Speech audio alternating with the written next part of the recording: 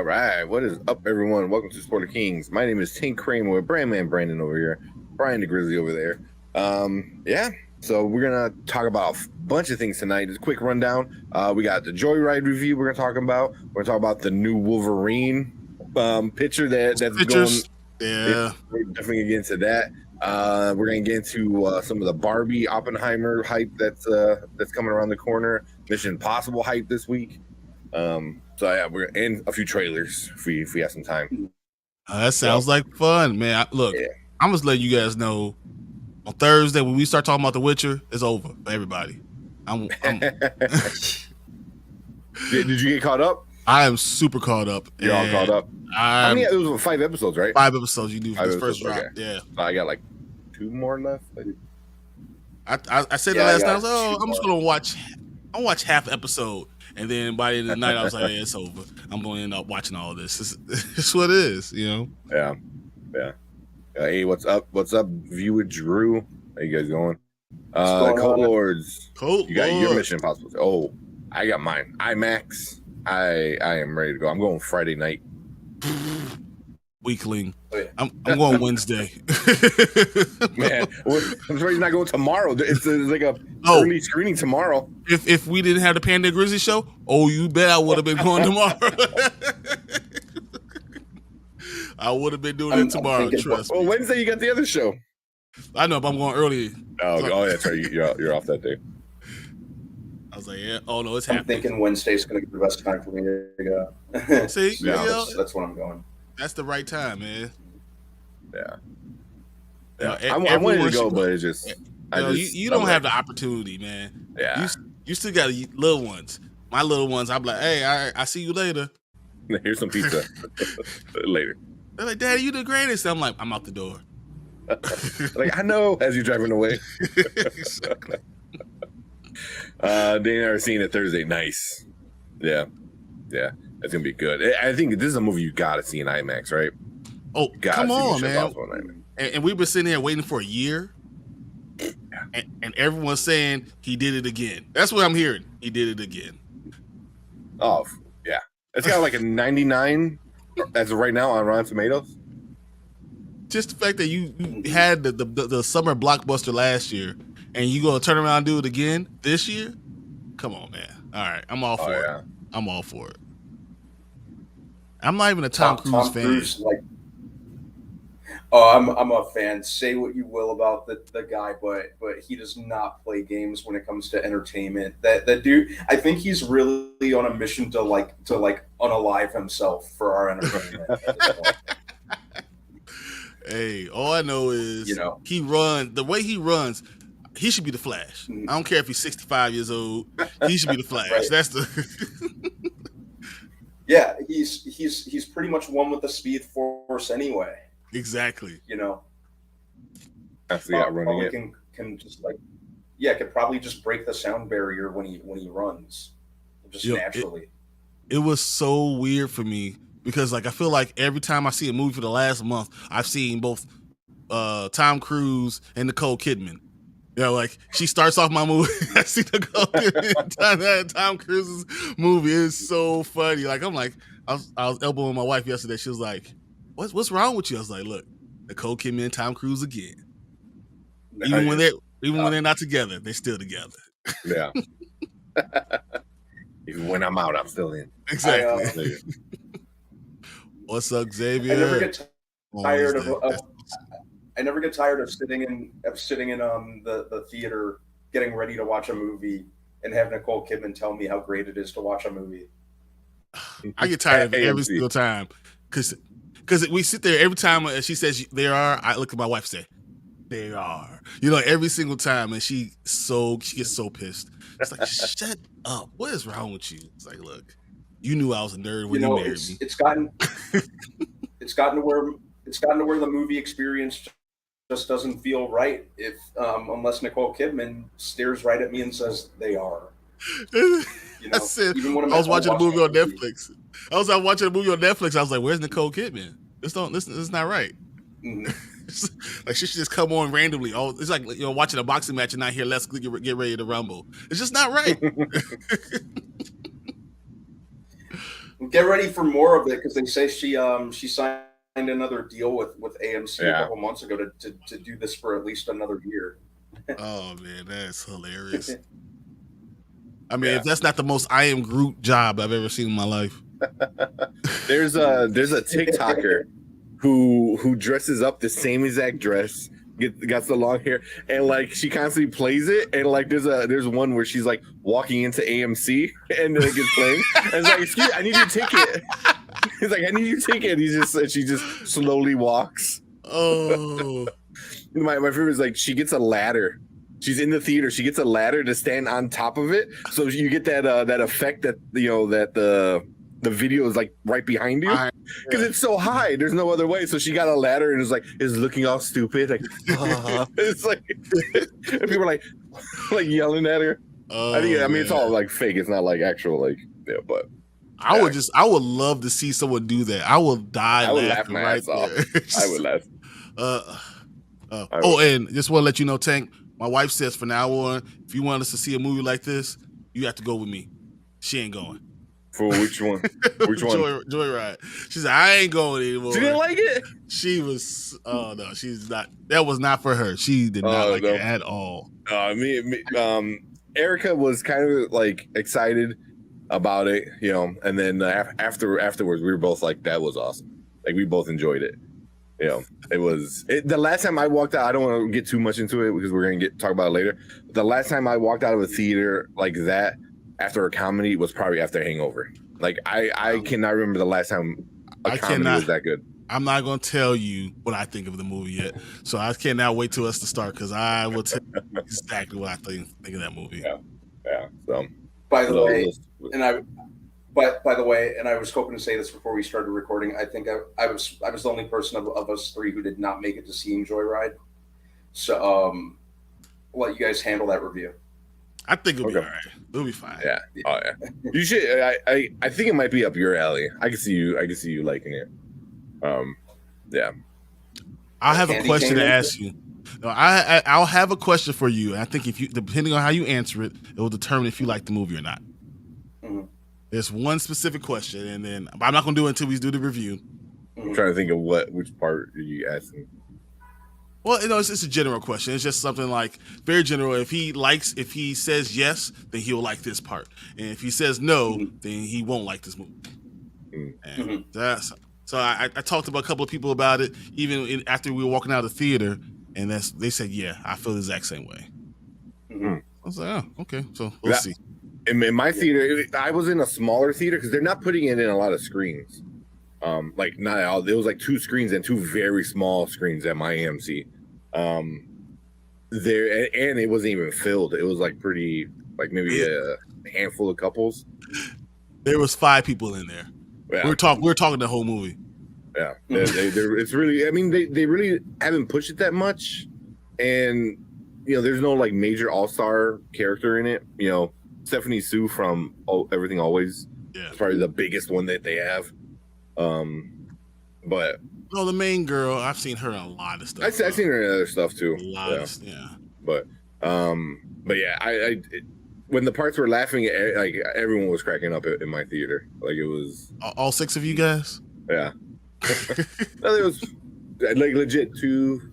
There was like 6 couples. Okay. Like 6 couples. That's a lot. Like for the first 30 minutes of the movie, it was just me and my wife. Oh damn. Yeah. So, but yeah, we'll get into that a little bit. Have you guys watched Silo? It's good. I heard about it. No, and I haven't been to. I've heard great things about it. It is on my short list to watch now because I've heard so many good things about it. And I've been watching clips. Same. I'm like, what is going on? I want to watch it now because the clips are crazy. I'm confused. So what the hell is going on? So do you have any idea? I mean, I was like, am I going to really watch this? I have no fucking clue what the hell's happening. From what I understand is like they're inside this bunker and they don't know, and they have the giant screen, but they don't know what's on the giant screen is really outside or if it's projected. So you have a group of people saying that's fake, that's not what's really outside, and you have a bunch of people that are like, oh no, that's really outside. It's like if you go out there, you're gonna die. And every so often somebody has to go out there and clean it, and then that's kind of the thing, like what's really out there. So I seen people talk about or post about the ending, and I avoided it because I don't want to know yet. But I heard they are going to do a season 2. I heard that too. Yeah, and it's on Apple TV. Apple TV's bangers, man. Yeah, but are they going to be able to afford to continue to do this? Because they're high production value movies. But basically, they don't put out a lot. But when they do, they put out great things. But Napoleon. They're putting out people that like these are A-list actors. Like if you're an A-lister and you're not doing Apple TV, you're behind. Yeah. But I mean, but also they're like the biggest, the most, or like one of the biggest companies in the world. They got money. Like they don't have to worry about money. But no, they're losing a lot of it. So Apple TV Plus is losing money hands and over it. Like it's crazy. I can't. How much? Because you know how much money the production of that cost? Yeah, but every movie they put out goes to the movie theater first. It's amazing. No, it goes to movie. Like Napoleon is gonna be movie theater first. The one with the Leonardo DiCaprio. What's it called? Yeah, going to the theater first. I mean, and you're talking about Academy Awards and stuff like that. And then once it makes its run, then it's going to go on Apple. So it's like it makes money, and then it goes on. Even the TV shows that don't do that cost. They're not skipping. Like this is not like bad movies. These are not bad TV shows. This is not. I mean, I liked FUBAR. I liked it a lot. It's not FUBAR. They're putting money into it's like a Christopher Nolan type budget in every TV show. Like it's amazing. Yeah. Like huge explosions, and I'm like, what is going on? How do you? I mean, I know I've got all 30 iPhones, but come on. I mean, everybody got it. I mean, they got trillions of dollars. This Ready Player One, like this is crazy. So what was this? I don't know if that's I don't know what this website. Barron's. So yeah, it is losing money. I mean, it is losing money. It says 30 cents per share for calendar year. Loses will plateau, quote, in 2025. They predict based on content spending 4.8 billion in 2022, 5.8 billion in 2023, and 6.6 billion next year. So they're assuming that it's going to continue to go, except everyone else in the world is saying that streaming is going to die and that you're going to be left with like 4 of them. Yeah. So I mean, but everyone else is saying it's not going to be there. So I mean, this is them extrapolating and saying that it's going to continue to grow, and I don't think it will. No, well, they're going to spend money because they already said they're going to put a lot of money into their content stuff.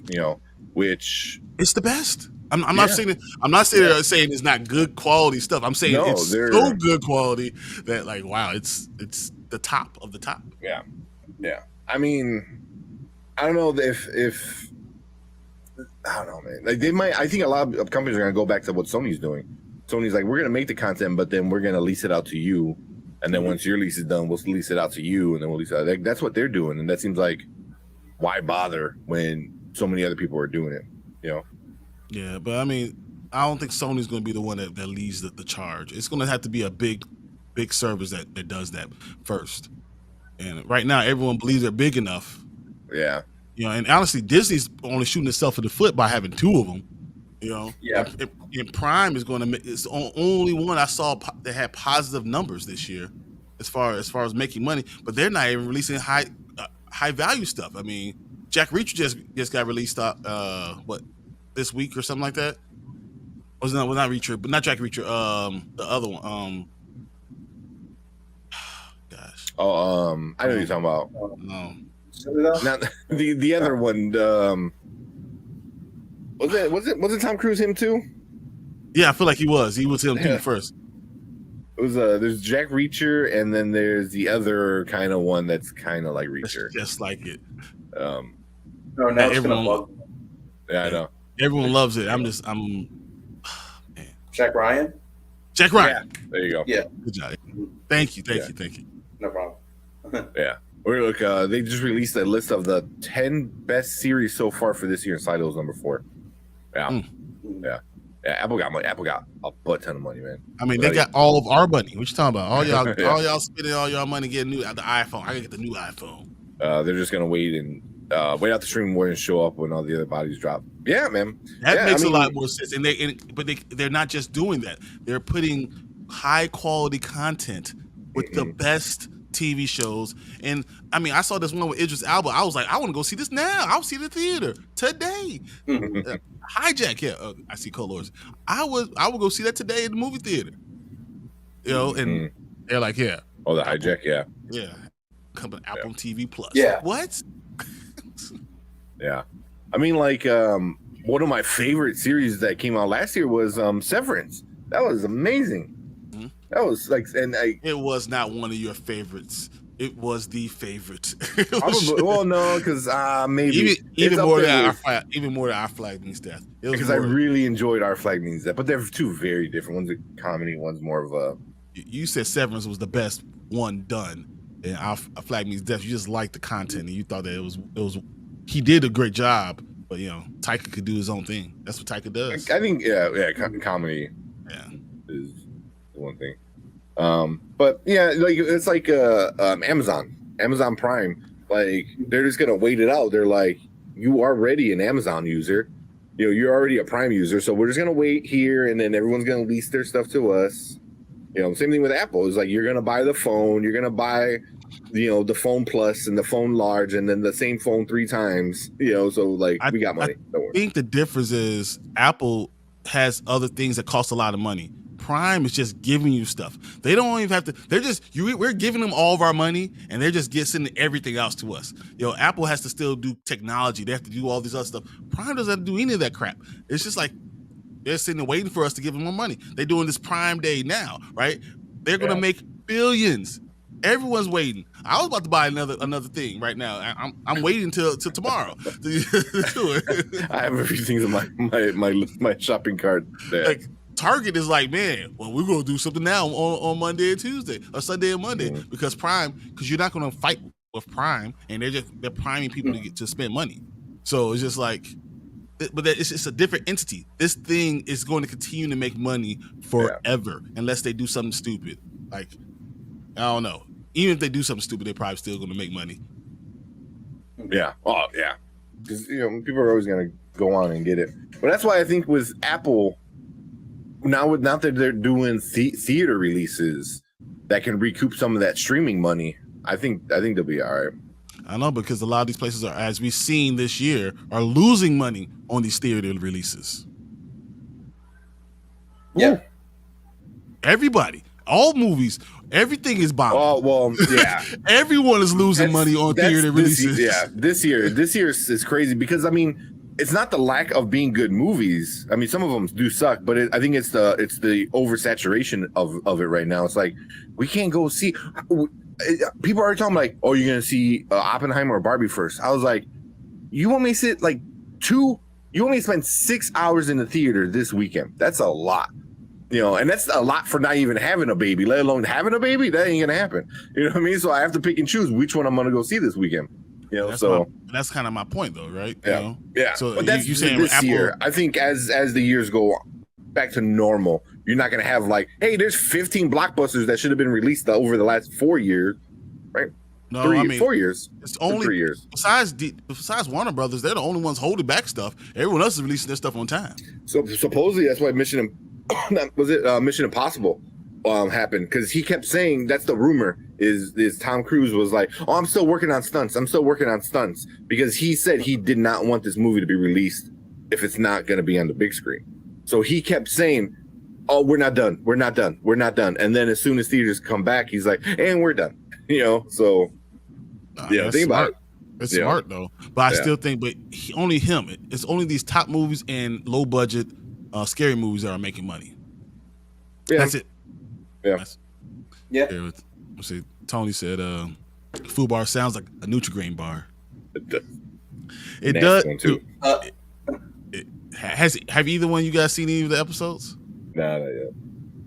Yes, it's fun. It's fun. Exactly. It's a fun time. Yeah.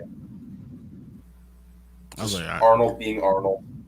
I mean, how many times does he say, "Everyone get to the chopper"? Like every episode, Jeez. like literally every episode, he says, "Talk about chopper" at least once. It's crazy. We must go now. Like it's like this Do what it happened. now. It's just like, no one else is seeing this. Yeah, That's fun. the show's very much built around Arnold's catchphrases and just Arnold saying Arnold things. I love it. I'm here for it.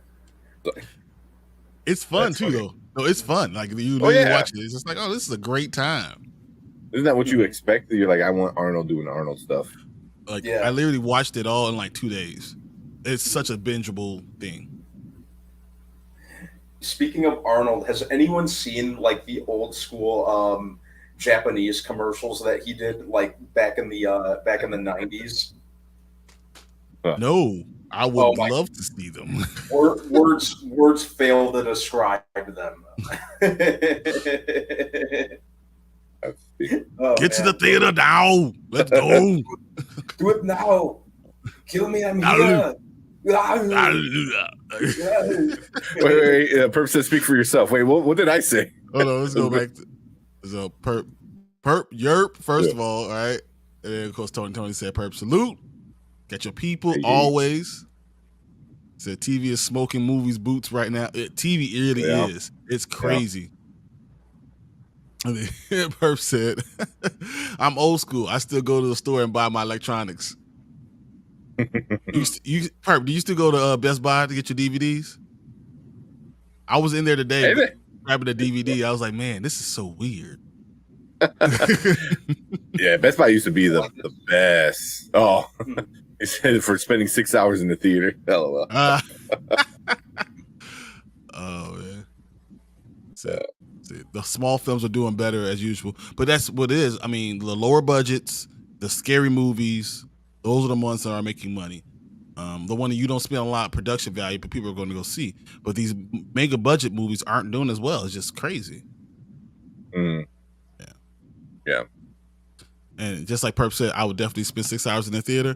I'm going to go spend 6 hours in the theater. I'm going to go. I see at least 2 or 3 movies every week, so I probably waste 6 to 9 hours every week. Okay, well, so let me see. Barbie is a 2-hour film, and then I think Oppenheimer is about 3. What movie did I hear today? They Oppenheimer said 3 hours. So they 5 said- hours. Oh, the Dune. I heard Dune 2, the first cut is like over 3.5 hours long. I believe it. I believe it. I was like, what? So I gotta be there for like 3 days? Like, this is crazy. And Perp says, 4K Blu-ray, sir. I don't do DVDs. Exactly. Which one's that? Creed? 4K, you know. Yeah. Yeah. Spider-Verse. 4K. I do the combo pack, man. That's like why the I combo got pack. I got all the combo packs. My Yeah. John Wick one. I ordered the steel book for Last Dragon because you sent that to me. I ordered Transformers. I ordered Guardians of the that one. Galaxy. That's because I you're such did a Guardians. hater. You're such a hater of Transformers. You keep that one, man. I got a short coming out pretty soon. I think I sent you guys that short with Optimus Prime at the end of every movie. I'm going to hate on your short all the time. Oh, get out! You know it's true though. I want to It's cut exactly like true. little parts of you just being angry. Just get angry. Like I want to have a little meter. That's the angry tank, the tank angry meter, and just have it just go up and up and up and up. It's so funny. And then just have it break through the bars, right? Exactly. I was like, oh man, it was so funny because it was like watching myself on a normal basis. Oh, man. Well, that's why I did the one short that came out a few days ago. It didn't do well. Also I fucked up and released because you put like, it at 2 a.m. That's why it didn't I do messed well. up. I went to go schedule and I made it public. I'm like, fuck. I'm like, well, there goes that. It's got like 21 views. I was like, shit. I saw it. I was like, why is it coming out at 2:26 a.m.? Yeah. I completely messed that up, but it is like one with Batman. It made me remind me of Brian. Yeah. I think the caption was like, when they say Superman's better than Batman, he goes, "Nah, No, man, you get punched in the face where I'm from for saying that. Oh, yeah, that's great. I thought it was hilarious too. It's just that you did it 220. I was like, is he doing this on purpose? Because I thought it was hilarious. That's why it's going to 226. Completely effed up, man. Yeah, because it's a random time. It was like I just hit public instead of scheduling it. I was like, some bitch. Kick said, I want to see Groundhog Day Part 2. I think it would be awesome. Oh my! This is what you do. So you right before he wakes up for the last time, you just rewind it all the way to the beginning. Boom! There's Part 2. Oh man, Groundhog 2 Part 2, Groundhog Day Part 2 from hell. That's really like, it's just the third gates of hell. That's what, you know. Didn't they say something like Groundhog Day he had the same day for like 30 years or 32 years or something like that? I thought he said thousands of years, like hundreds, if not 1,000 years. Yeah. I thought something about, yeah. Thousands of years seems like you have, that's like millions of days. That's crazy. And you only come out with being okay at the piano? If I had a million days, I'll be the best at everything. Yeah. Everything. Like, there's nothing like I'll be playing the saxophone. I'll be walking out like Prince, singing the songs. And I mean, come on. You gave me a million. Like, I can kill myself all those times and still know how to play every instrument. Yeah, just mastering any and every instrument, right? Like, man. But right now, you said 10 years. That's what I thought. I thought it was like only like a certain amount of years. Bill Murray says he was under the impression that it was 10,000 years. That doesn't 10,000 days maybe, but 10,000 years is like years. Yeah, Bill Murray's high as hell. That's the problem. He doesn't know. I saw like an actual like college article about it. It's like, how long does it how long does it take for you to actually change who you are? You know, it's like, and you're talking about, there's like one person says like it needs to be at least one lifetime. So you're talking about 80 years, at least one lifetime. I'm like, that makes sense. He goes, but like, he didn't change everything about himself. Like, yeah, he wasn't doing sit-ups in the back. No. He wasn't doing branded stuff. I mean, he wasn't up there doing pull-ups, doing sit-ups on the pull-up bar. Like, the dudes looked exactly the same. He didn't try working out at all. He still couldn't jog. Like, it was like he did anything. He didn't like create a new science. He just learned how not to be an asshole for a little bit. So that's just. Yeah. But I guess would that even matter? Because he could work out every single day. And then imagine like working out as hard as you can. You get one ab that pops through and you wake up and it's gone. Okay, you're back to your gut. So it says like 10 years, but so then 12,000 days. 12,000 days. Yeah. Okay. Because it says it takes at least 10 years to get good at anything, and allowing for sick and downtime, which I don't think can you do that if you're repeating the same year. But so Harold Ramis said 30 to 40 years. Yeah, but then there's like college professors that were like it would be at least like 100. Yeah, but I thought that he said 30 years, but but what's 11,000, 12,000 days divided by 365 days? How many days is that? How many years does that mean? Oh, I gotta do math on that. Yeah, 365, calculate that. 300. 12,000. 12,000 days. So 3 and 120. 32. Almost about 40 years. They're 30 to 40 years. Yeah, so that's exactly what I thought. 30 to 40 years. So there's a website, What Culture, delivered an answer. They said 33 years and 350 days, so almost 34 years. That's what they said. I mean, how can you even like the same person for all those years? I would have moved on to somebody else, anybody else at this point. Yeah. That's why I like the one where it's the same concept. If you want to see something else, Armando, that's kind of like that. It was on Hulu. I feel like I've seen this. Yeah, it was on Hulu with Brooklyn Nine-Nine guy. Andy Samberg? Was it Palm Springs or something? Palm Springs. Palm Springs. Yeah. I thought that was good. I thought it explained things a lot better. And like it explained like the one girl learned like fucking nuclear physics or whatever crazy. That makes a insane lot more science. sense. Like, what do you do if in 33 years? If in 33 years I didn't learn how, I will learn how to play the piano, the guitar, the trumpet, all those things, and I would know nuclear physics. I would have blown up the Earth. I would have found a black hole. Like, I'm just in 33 years, I would have did all that if I knew that the day didn't matter. Like, I could do whatever I want. Come on. It's not like you start over every day. Got all the time loop movies. Live, die, repeat. Yeah. Mm-hmm. Talking about Tom Cruise to bring it full. Yeah, there's another one. Yeah, there's another one. We say learning to play piano the way he did. Definitely one of my favorite time loop movies. Yeah. It was surprisingly good. Surprisingly good. Oh, what's up? What's up, Brandon? What's going on? Is that Frank Grillo did a movie like that also? Yeah. It's called what's the name of it? Boss Level. Boss Level. Yeah. Yeah. That's a new That was a one, pretty good one. Yeah, I don't think I've seen that one. It's only 3 years old. Yeah, that's a good one. Boss Level is a lot of fun.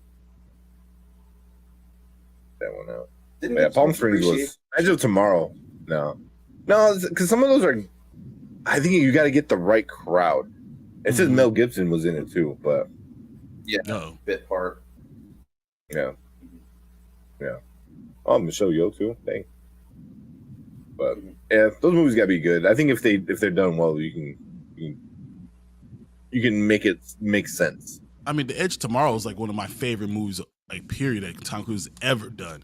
I loved it so. I don't know if it was Emily Blunt or it was Tom Cruise or what it was, but I loved that movie. It was so well done. It made sense, and it wasn't like it didn't take 33 years. Figured out how to figure out that day. It took him 8 years. Yeah. Yeah, that was a good one. That one I was surprised. I think I started watching it randomly on TV, and then like halfway through, I'm like, I don't want to leave. I want to finish this movie. I went up renting it, I think, and then buying it. So I think I saw it in the theater. I think I saw that in the theater. Yeah, I saw it in the theater. Oh yeah. I think they were going to do it. It was kind of a nice. They've been talking about it for 20 years. I don't know. Mm-hmm. Yeah, I kind of hope they leave it as is. And by the way, I kind of like the subversion of the Tom Cruise character. Kind of in terms of the roles that he usually plays. Like he's usually the like the cocky cocky hero type who could do it all, and he starts out the movie a complete wimp.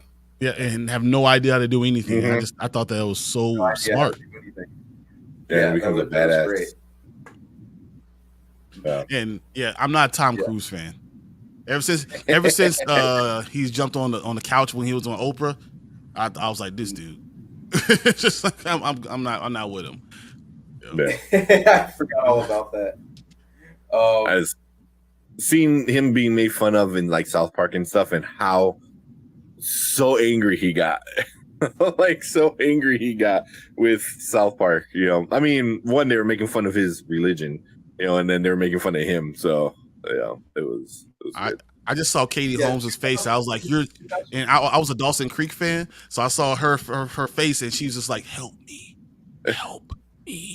So talking about Nicole Kidman, earlier, me and Erica were just talking about it. So when was it Katie Holmes went to go get a divorce, Erica told me, is like she wound up calling Nicole Kidman and asked for help. Yeah, like legit, she legit asked for help from Tom Cruise's first wife.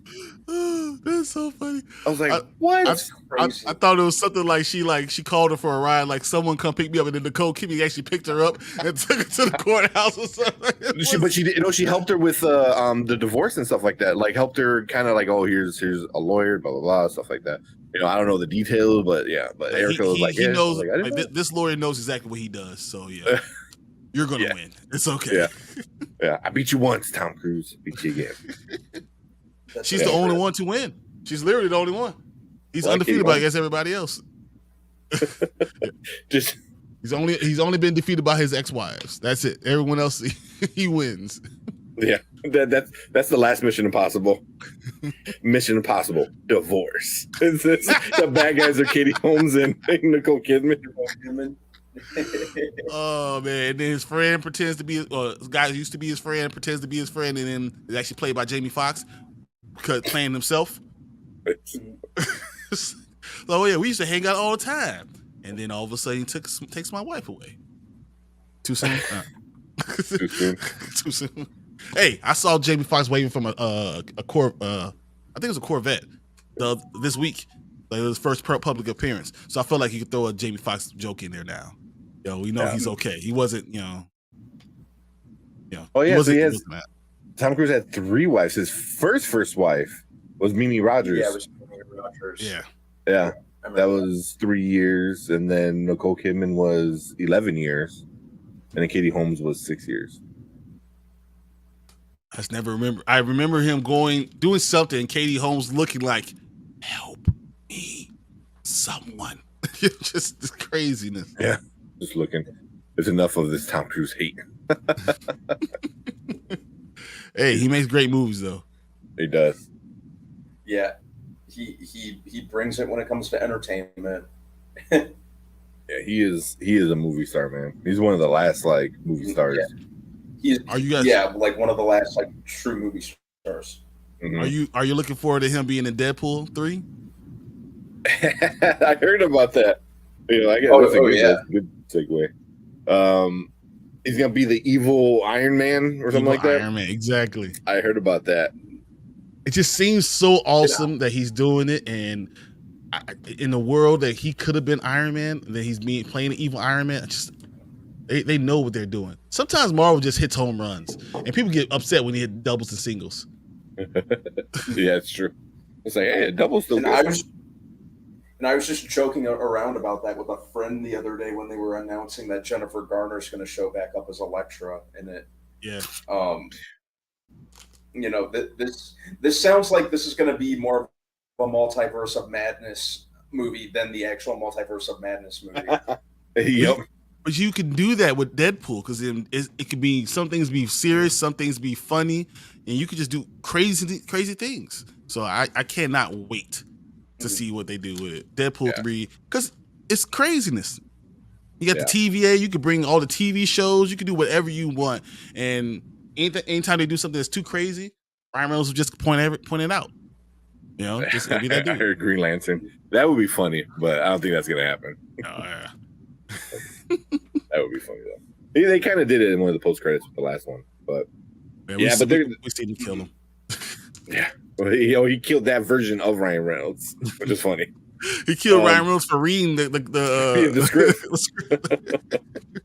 Which I'm a huge Green Lantern fan. That movie sucked so bad. Yeah, and it's a shame because it could have been awesome. Yeah, a Green Lantern movie for all intents and purposes. It should be awesome. Amazing. Should have been awesome. It should it's an amazing story. Cast. Like the cast, I thought I liked Ryan Reynolds. They had Michael Clark Duncan was Kilowog, which was I'm like, oh yeah, great, just play a giant beast of a person, And then who's Sinestro? Mark Strong as Sinestro. Perfect casting. Yeah, perfect. That was so great. Okay, so when's the last time you said DC has done bad with casting? They've never done bad with casting. Every casting they've done has been spot on perfect. They're just terrible with writing and caring. Ezra Miller was not great to me as Barry Allen. Ezra Miller did a great job as Barry Allen, even if you say that. It's just that he's just a terrible person. No, I mean he's still out of all the casting, he's probably one of my least favorites. Yeah, because I didn't care for him as. Maybe it might have been the way they wrote it too. I don't know. Once again, I feel like they write it wrong. He's a great actor. He really is. He acts like he cares. He just was the writing for Barry and just the characterization of Barry didn't really do much for me. But that's once again the writing and them caring about the character. He was more of a ploy, I feel like, than anything. But yeah, man. I mean, they did a lot of good casting. I'm trying to think of any bad ones that I didn't like. I mean, unless you go back to like freaking Clooney and Kilmer, You know, like Yeah. like I mean, that's when you start getting silly with it. was it bad or was just that was once again No, bad no, it was writing? bad. It was bad. No, And bad thought, writing. I Yeah. thought Kilmer was Like, fine. I No, thought Clooney was I thought Kilmer was awful. fine. Yeah, Kilmer was fine. It was a very good casting. It's just you come after Michael Keaton, but like it was a fine casting. It's just bad movie. It was terrible. Yeah, I was fine with Val Kilmer. George Clooney, you know, the only way I can accept him as Batman is by like making myself believe that he was essentially playing the Adam West Batman. Exactly. Which come on, Robin. That movie was an adaptation. Yeah, that movie was essentially like the like the '60s series in film form. You know, like a film adaptation of that. That's the one thing with Kilmer, Val Kilmer's a great actor. And one of my favorites, especially in like the old like '90s and 80s. The Top Gun and stuff like that. Mm-hmm. But he didn't look good in the cowl. He didn't look good in the suit. Like he did. You need to have a very specific kind of jawline, and his is not like that. So when you cover up the face and all you show is his jawline and the lips, it was like it didn't quite look right. Oh, it's fine. Mm-hmm. It always threw me off. He has that like really big lip that has that like kind of curve up top. I don't know. I was like, We're still talking about Kilmer, right? Yeah. Oh, okay. Clooney was just a joke altogether. Yeah. I always thought the only problem with Kilmer was that his eyes are too close together. Yeah, that's you know what I'm saying. Like because your eyes are too close, it just looks weird. With your face is not totally balanced, and when you have a costume that's balanced, that's symmetrical on both sides, your face needs to be symmetrical. So when it's not, it looks a little bit off. But I didn't think the casting him was a problem. It's just can't have a symmetrical. It should be made to his face, not just made and put it on his face. Yeah. But those were the last times. Go ahead. Yeah, I never really stopped to think about that. But yeah, I thought Kilmer was fine. I liked as campy as Batman Forever was, I thought it had its merits. I actually kind of liked Bruce Wayne's kind of story arc in it, character arc in it too. And who during that time, who else was going to play the Riddler but Jim Carrey at that time, man? Like, yeah, that man was like on like the hot streak to end all. He had Ace Ventura, The Mask, and Dumb and Dumber all in the same year. Dude, all I know is Jim Carrey looked like every time I see him do stuff, I'm like, cocaine must really be a hell of a drug, really. Like, yeah, more than Rick James, like more. Like he made it happen, and he's perfect as it. But whatever. Yeah. Okay. Jim Carrey, like he's another one I'll roll with until the end of time. I've been a fan ever since In Living Color. And he was always awesome. Like, if you could be the white guy on the staff with full of black people and they're Wayans and not be scared and get respect, hey, you can go to my barbecue anytime, bro. Yeah, and to this day, which is great, which just like gives him even more cool points to me. Like he accredits the Wayans for like essentially like like getting his career for where his career is today. Yeah, no, he says Keenan Ivory Wayans is the smartest guy he's ever dealt with. He says that playing some Keenan Ivory Wayans is the smartest dude I've ever dealt with, and that's huge respect to the leader of the Wayans brothers. I mean, he's the one that did everything. He's the one that him and Robert Townsend are the reasons like we had any great movies for black people in the 90s. Like in the early 90s, him and Robert Townsend wrote everything. They did it all. All of it was them. I mean, we got Meteor Man because of him. I was gonna say Meteor Man. Well, that's we'll and bring Blank it back. Man. Well, Blank Man. Blank Man. You know what though? Like I watched more Blank Man than I did Meteor Man because I think it was just because the funny, with it. Same. Yeah. But speaking of Meteor Man, there was kind of a joke, rumor, funny, but maybe that Meteor Man could show up in the Deadpool movie. Dude, that would be nuts. Because Marvel, I believe, owns the rights. Meteor Man. Yeah. If they do that, I So want he it did to a be comic I want it to tie-in. be Bill Cosby. Bill Cosby. Can you imagine they kill Bill Cosby on Deadpool 3? Oh man, the riots. Don Cheadle was in Meteor Man. Yeah, he was a Golden Lord. Yeah, Yeah. he was one of the Golden Lords. Lord. You know what line I used to that just used to crack me up in that movie, and it was the delivery of it and the camera work when I know exactly what you're Golden gonna say. Lords show up to Meteor Man. I thought you were gonna say Eddie The Griffin. delivery of it. I thought you were gonna say Eddie Griffin. Where Eddie Griffin says, because every time you touch a book, they know like immediately can do it for 30 seconds.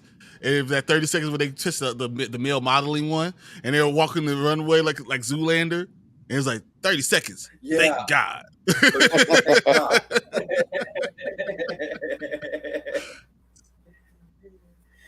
Yeah, I one of think the they most still own it. stacked black casts of Wow. all time, too. By the way, That's because Robert Townsend is amazing. I mean, come on, he's the stuff that he's written. His biography is amazing. Like what he and Keenen Ivory Wayans did for black cinema could never be matched.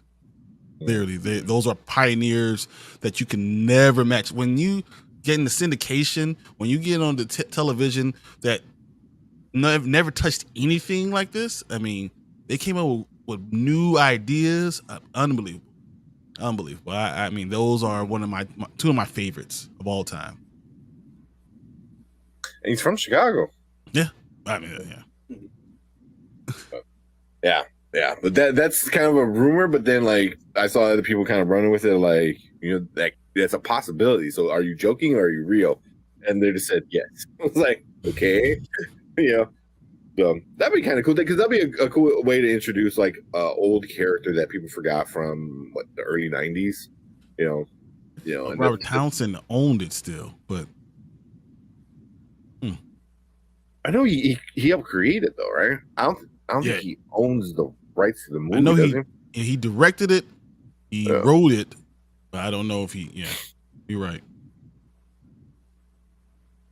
I mean, he's the godfather of any independent film. He was doing independent films and releasing them by himself. Like, I mean, Hollywood Shuffle, The Five Heartbeats, Meteor Man, Parenthood was great.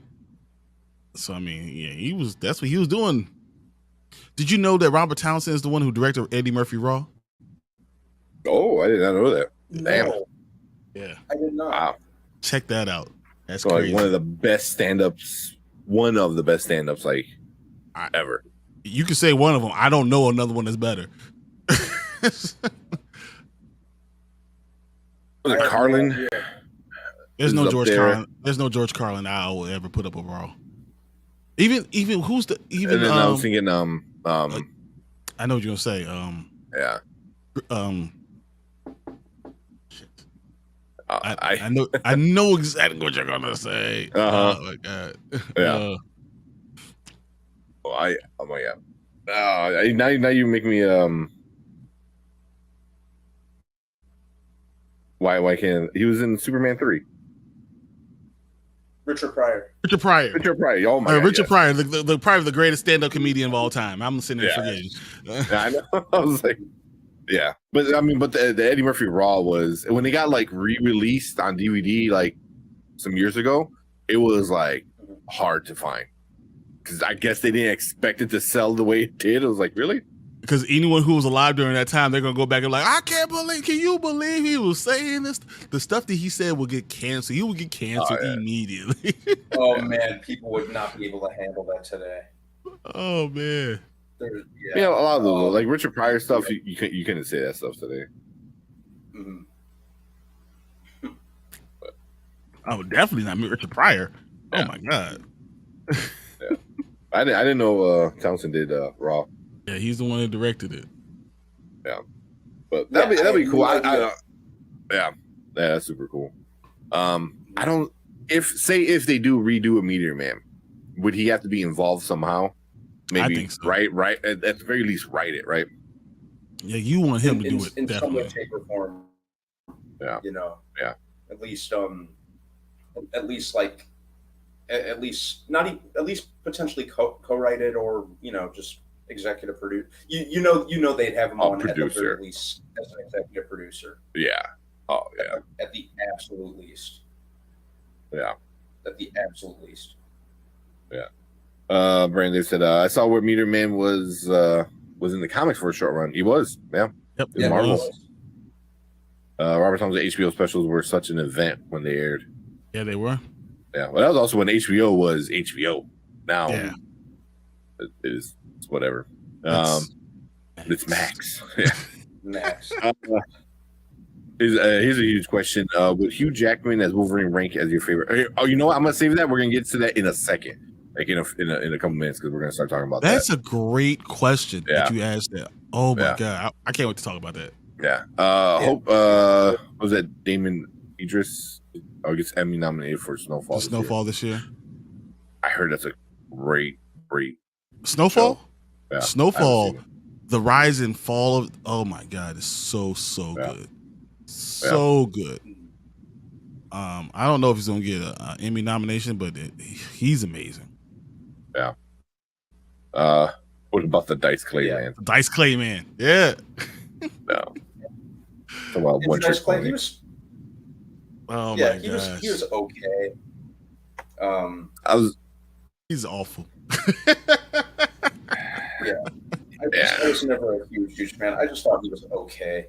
He had a couple that kind of gave me a laugh, but I was never too into You were 100% right. I'm sorry, Cleveland, when he said he also did Black Lightning on CW. Robert Townsend did Black Lightning. Oh, Black Lightning for the first 2-3 years was my favorite show. It was hard to watch sometimes. It was my favorite show. Like, I dressed up as Black. I have a Black Lightning costume up in here. I mean, oh my god, Jefferson Pierce is one of my favorites. I only Black seen Lightning. the first season. I didn't finish. It was hard to watch it after watching The Flash, and as The Flash went down, it was hard. But like literally, those first 2 seasons, I loved it, and I have all of this stuff. I have all Black Lightning. I have all those comics. Yeah. I didn't know that. That's pretty cool. It shows you how big this guy is and how sought after he is too. Still, Robert Townsend is just a wonderful, a very thought provoking. He's the stuff that Bill Cosby said he was about is what Robert Townsend really was about. Mm-hmm. And once again, comedian. He was he loved Bill Cosby, but he didn't think he was a good guy all the time, which was so weird that he said that. And he said it in the 90s, and then all this stuff that coming out later. But Robert Townsend is a genius. Is like literally a comedic genius. You hear all these people, other comedians talk about him, and the way he put things together was just so well done, and that he actually put Black people in a positive light, was still being funny, will still be entertaining. Yeah, and he's the first of it. Him and Keenan Ivory Wayans are really the first. And he doesn't get nearly enough credit for Hollywood Shuffle. Come on, Hollywood Shuffle, so good. For that matter, since we're on the topic of Keenan Ivory Wayans, heck, I'm gonna get you, sucker. Come on. I'm gonna get you, sucker. I used to love Shane. That was so good as a Black exploitation movie. Oh, I mean, with Jada Pinkett before she was Jada Pinkett Smith. It was so good. Oh man. Okay. Yeah, I haven't seen Shane. The other one, he's basically Shaft. He's basically Shaft. Yeah. That one's in. Best drama series Emmy nomination: HBO Succession, Last of Us, House of Dragon, Disney Plus, Andor, The Mandalorian, Showtime, Yellow Jackets, Netflix, The Crown. Yeah, I can see all those being up there. Every time you say Andor, I feel like I want to go boo. Like, should have delivered. Yeah, Snowfall is a solid show, so he deserves it.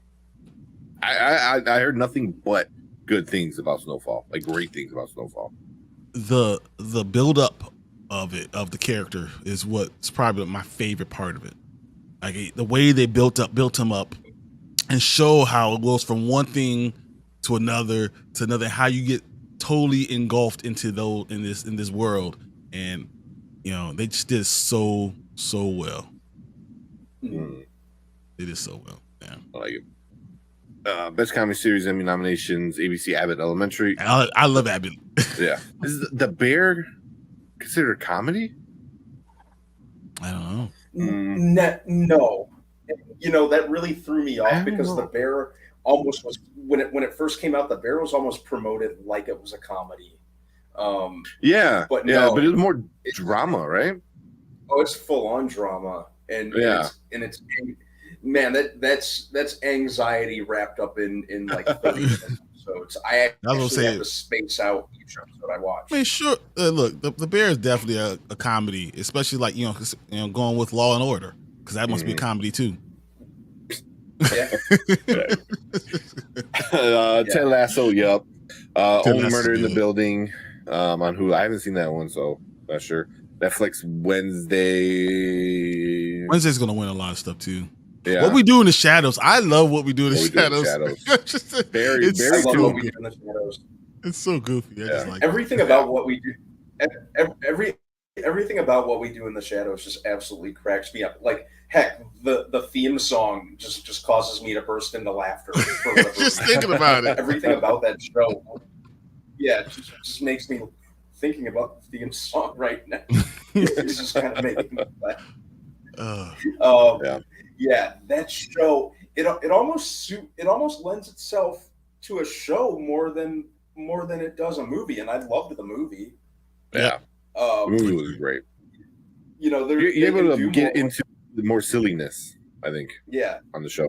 The show, exactly. The show is Yeah. every week you can do something else that's crazy. Yeah. So mhm. Yeah. What we do in the shadow. When I I used to first watch heard it was gonna when I first heard they were gonna make a show, I was like, I'm not sure how I feel about that, but that could work. I'm gonna wait and see how this pans out, and then not just I it ended could up work, watching it was so better much than the that- movie. Like, it was better Yeah. than the movie. Oh man. Yeah, it completely blew the movie out of the water, and like I said, I love the movie. Yeah. So I used to watch A Low Down Dirty Shame nonstop. Dude, me too. I love that movie. It's so good.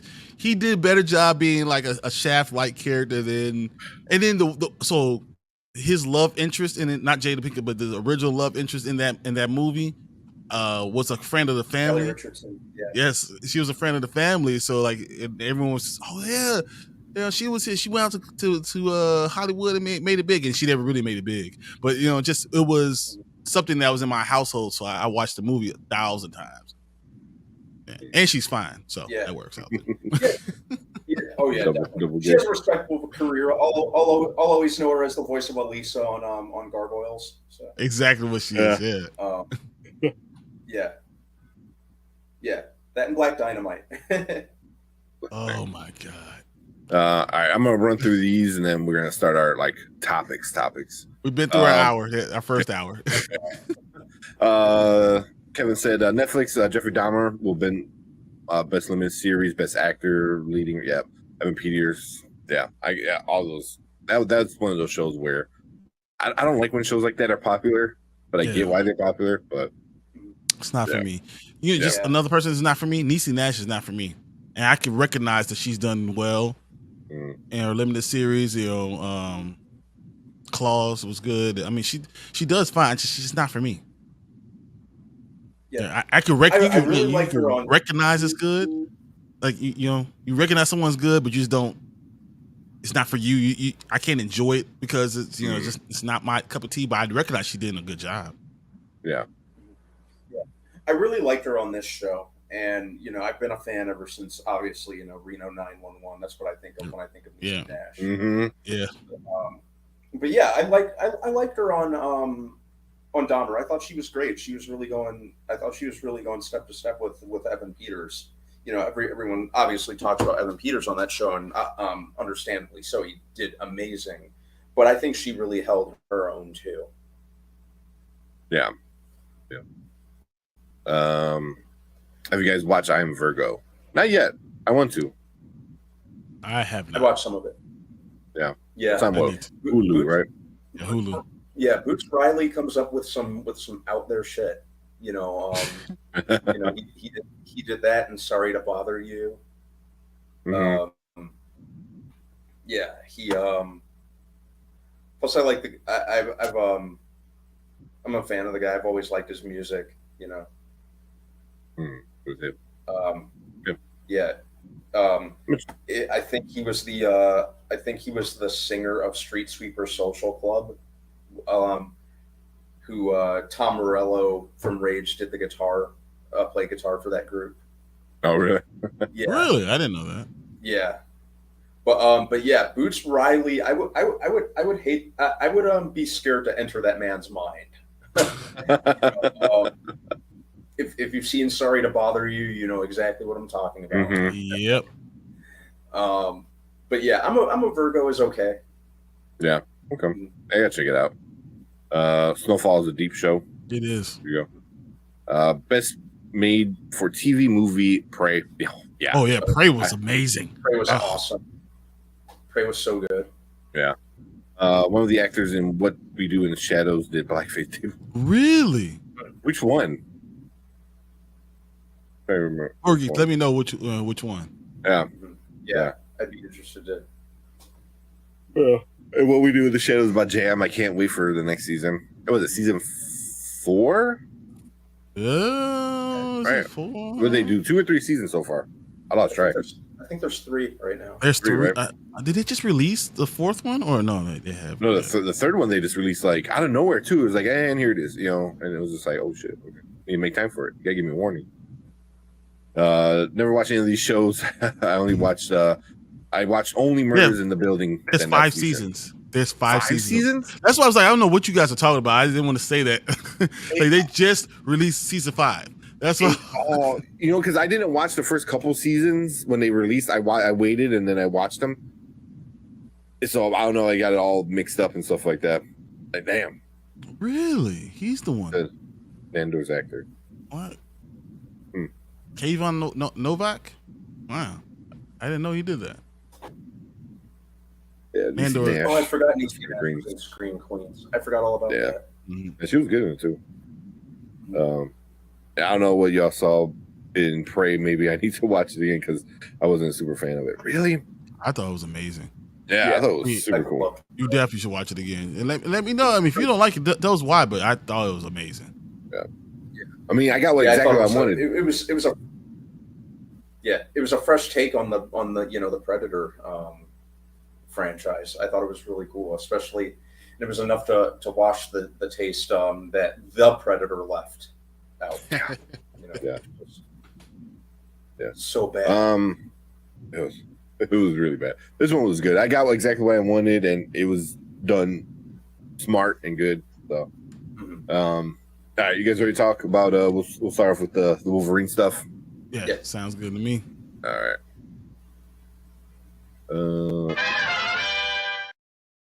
All right. So for our first topic of the night, we actually got a question that will lead into our topic. The View with Drew said a huge question. Where would Hugh Jackman as Wolverine rank in your favorite actors playing superheroes? He's got to be up there. Top 3? Yeah.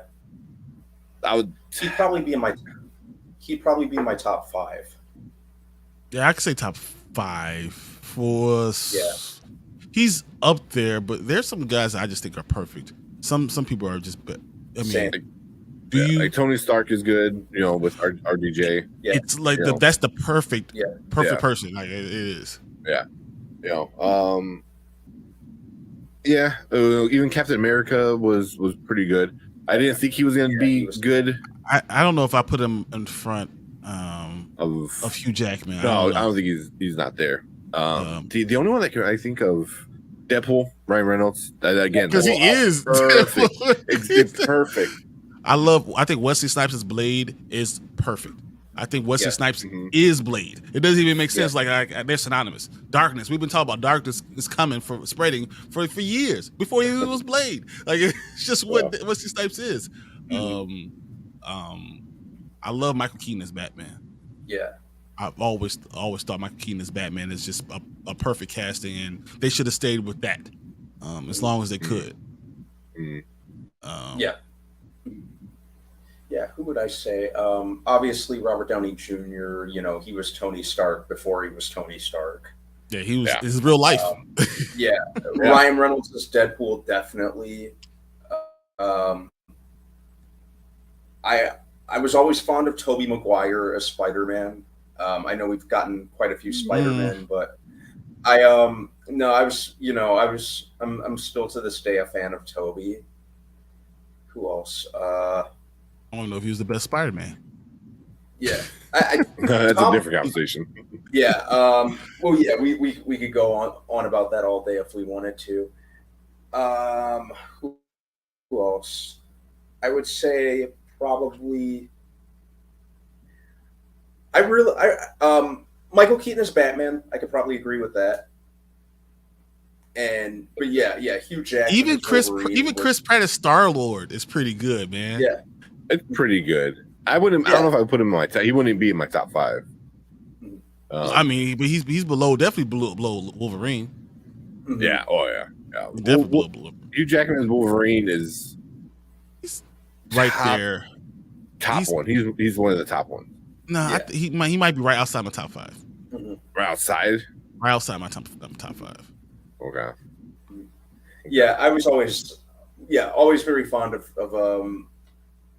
of Hugh Jackman, and even though I got annoyed with the X-Men movies for like focusing on Wolverine at the expense of almost every other character, he was the breakout star of the first movie, so it was kind of inevitable. Even I have to admit, the X-Men franchise was the house that he kind of helped build. Yeah. So I think Christopher Reeve is still higher for me than Hugh Jackman too. That's why I say he's not in my top 5. I think I still have Christopher Reeve in there. I still have Michael Keaton in there. There's just some guys that are synonymous. Like we said Ryan Reynolds. Just there's some guys that are just synonymous with the character. Yeah. I mean, if you say Robert Downey Jr. is him, I said Wesley Snipes as Blade. I love.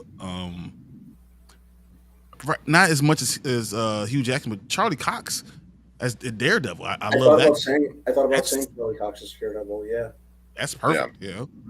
Yeah.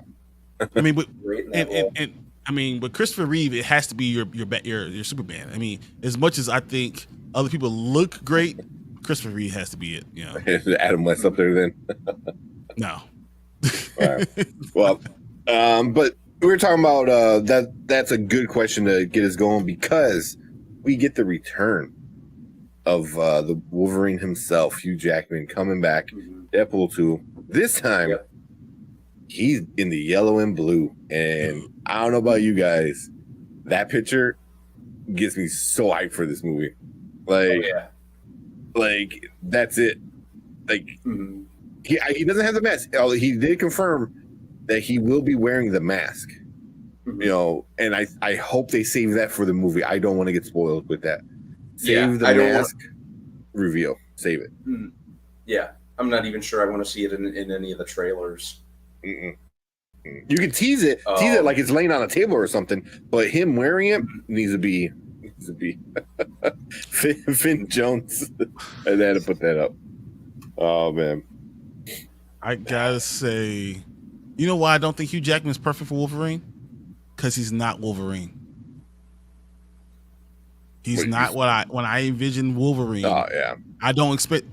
Don't think about a 6'3", 200-pound dude being Wolverine. He looks great, but I don't. He's not. It's not perfect casting. It's not. He's just great. No, it's not perfect casting. No. I definitely wouldn't say it's perfect casting. Yeah, I put Chadwick Boseman in front of him as Black Panther. Yeah. This is not perfect casting. It's just we're so used to seeing him as Wolverine. Yeah. And Logan is probably one of the greatest movies I've ever seen as far as superhero genre, but that doesn't mean that he was perfectly cast.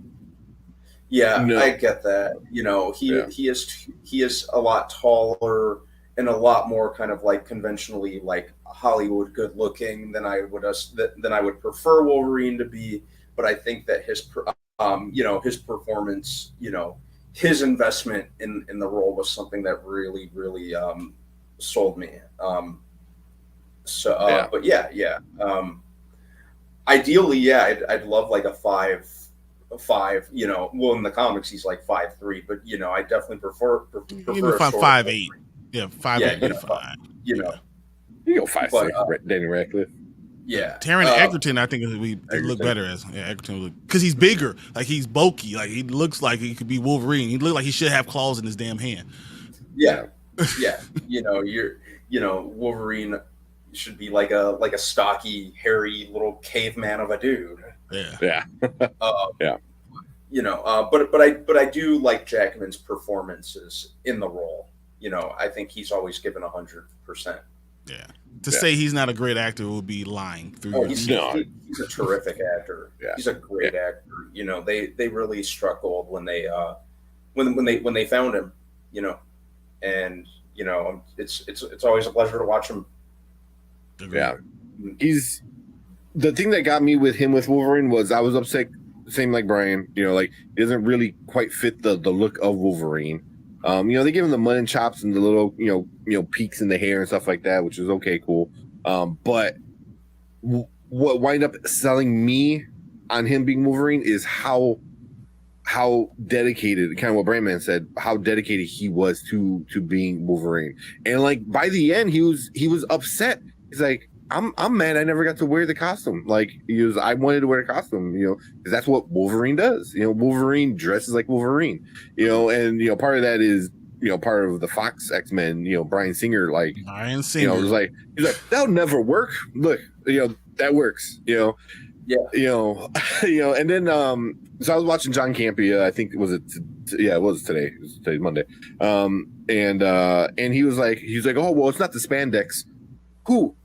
Who out of all these new superheroes besides Spider-Man wears spandex? They all wear this kind of body armor-ish kind of style. Yeah, you know what I mean? then, like no one wears spandex. Like that's not a thing.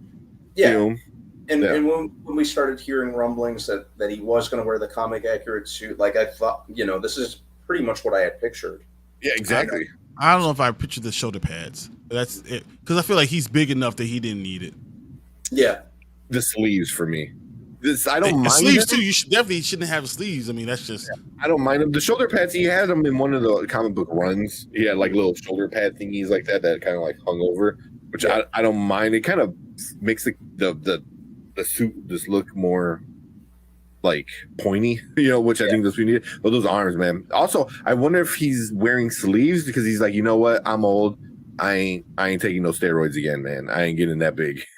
you know, he's like, put me in a suit. And I don't blame him. The man's 54 years old. You know, you know, who wants to like choose? Hey, 54. If I could look like that, that's what I'm talking about. Let's go. Yeah. Hopefully I look Let's like that. up. So, right? hey, sorry I missed you yesterday. I'm not gonna miss you again. I'm glad Take was on there, you know, doing the thing. Hey, Chaos was always awesome. I was watching it. I was watching it as soon as I got home yesterday, and you guys did a really good job. But yeah, it was fun. I was definitely jealous. I was like, man, look at Tank. Tank, send me this, watch this damn movie, and then gonna go on my show. This is. Oh man, but yeah, no, it's go check out Chaos Central. Me and Brian were been on it talking about the other MCU stuff. So appreciate that, Big Ford. What is that? Yeah, no worries. But here, he said Peter Dinklage could play Wolverine. I'd rather 4'3" is a little bit harder than 5'3". I'd rather see Hugh Jackman. I'd rather see Peter Dinklage as Puck if they ever made an Alpha Flight. Good call. Yeah, that's the way to do it. So I also, this is kind of zoomed in. Let me bring it down a little bit. One thing I liked a lot was they gave them the freaking guides. I was like, like the whatever like the sheaths or whatever not sheaths, but you know, like those kind of like guides, like you said. Yeah. First boss. Yeah, I was like, they did it. Like that's all I really wanted was this and the mask. And I haven't seen the mask, and I'm like, because I legit want these tattooed on my hand.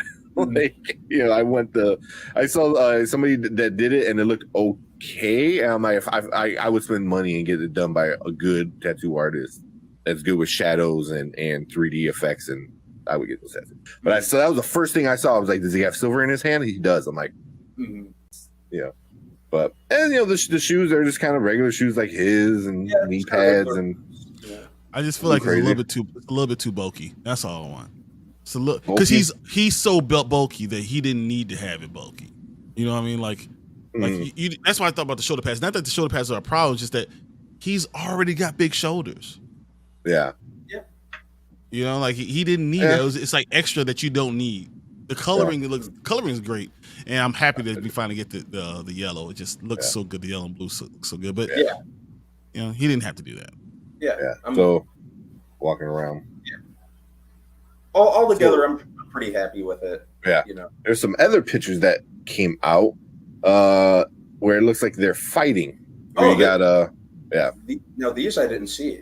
Also back here, that's the 20th Century Fox logo that looks like it's crashing to the ground. Something, you know, as he kills everyone for 20th Century Fox. So you know that's gonna be a joke. And then these were also leaked. So you got him and Deadpool kind of fighting, like he's like breaking his back, kind of thing. You know, so you know, and see, like Hugh Jackman there looks. I think that's a good shot too. You know, because like you said, he's very broad, he's very big. So like you don't need to fill out exactly. It's almost like someone who's like, you know, so big you don't need to put extra padding into the stuff. Like it just doesn't make sense to me always. Yeah. So here's my question for you guys: is this the suit he's gonna wear the entire movie, or is just this is a version of one of the Wolverines we're gonna see? I think it's gonna be that same version. Yeah. That's gonna travel around with him. Yeah, I think it'll be just the one, and I think it'll be just the one costume. You know, much as I'd love to see the yellow and brown one as well, but I think this will be the primary one. Yeah, it might even be the soul. I could see him even doing like a brown leather jacket on top of it, like a sleeveless leather jacket or something like that. But I think this is going to be the main one. The main one that we see. Yeah. So these I follow J-Station or J-Ception, or no J-Septicon. Jesus, can't read. He's funny. He does a lot of like funny kind of usually comic book movie kind of stuff like that. But yeah, I saw him post that. I'm like, oh, look at that. You know, got some fight scenes, which is cool. But this is the high res one.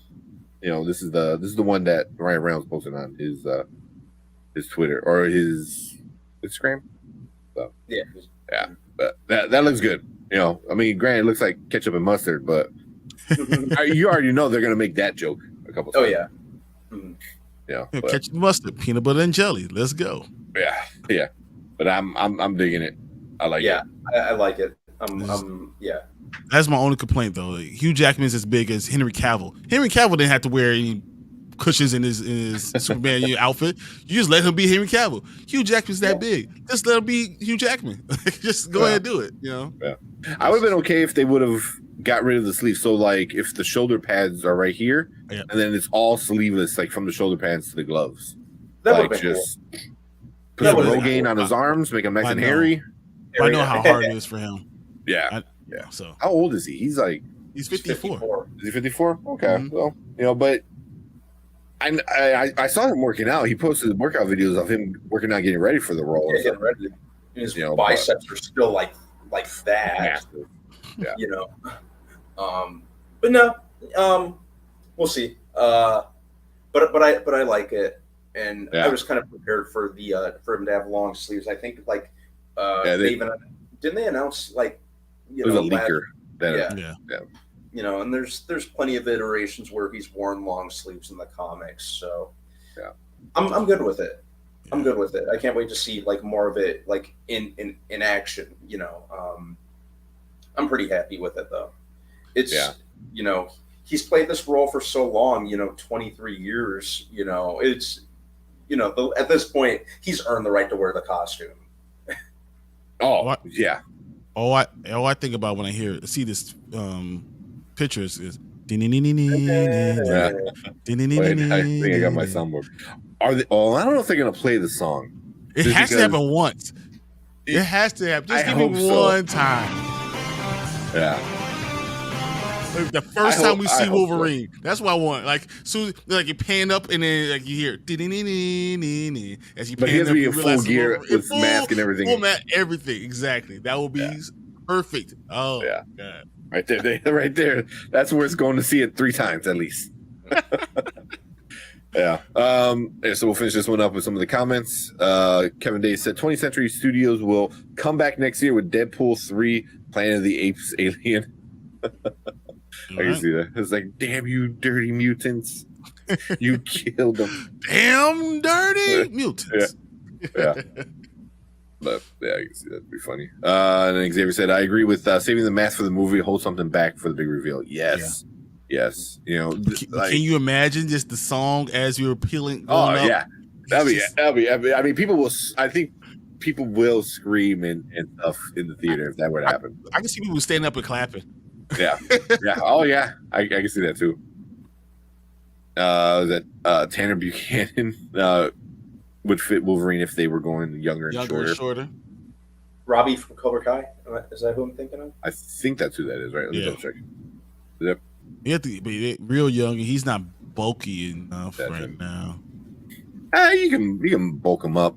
You know? I mean, by the time it's going to be time to release it. But I mean, does that guy have any freaking hair on his body? He's 24. It was like he needs a beard. He needs chest hair for one. You know, it's like hey, he has a hair. I saw it as one. Yeah, but he's a little swirly. Look at that. Yeah.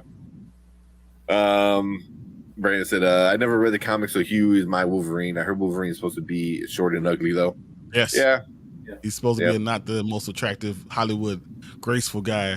You don't need a unbelievable actor who's classically trained to be him, but yeah, it works. Yeah, like a short, hairy little Neanderthal. You know, that's that's it would be nice that if they went all the way in that regard, but it's Hollywood. They were never gonna they were never gonna cast someone who is not conventionally good looking and dashing, that sort of thing. So some of the writing for Wolverine, they kind of friendlied him up. Oh, look at that. I think I think like until Logan, but yeah, that's it would be nice to when they do the reboot, if they get like a shorter, a little, short and stocky, nice and short and stocky. Yeah, short and stocky. That would be cool. So here's a height kind of comparison. Black Widow taller than him, Mystique, Spider-Man, like every normal person. Like he's pretty close to Rocket. Yeah, like which is kind of funny. Yeah, he's the runt of the group of the X-Men. Yeah. Which is why I liked Rocket in the comic books, because he's an animal version of Wolverine. Like he's like the same character, just one's a raccoon and one's a tiny person, that's super hairy, So yeah. But yeah, I saw that. I'm like, that's pretty good. I don't know if that's more accurate to everything, but that's about right. Because he would always look up to Storm, in the cartoons and the comics and stuff. And the fact that it always kind of weirded me out, I was like, man, I mean, she's so much shorter than him. He's supposed to be looking up to her. Like Storm should have been the badass of the entire group. She's the most powerful of those X-Men, and her, and the Phoenix Force are the two best. So whatever. Halle Berry just never did it for me. No. Halle Berry still does it for me. Not as Storm. Halle Berry. Swordfish, yes. And X-Men, no. Swordfish, yeah. X-Men, nah.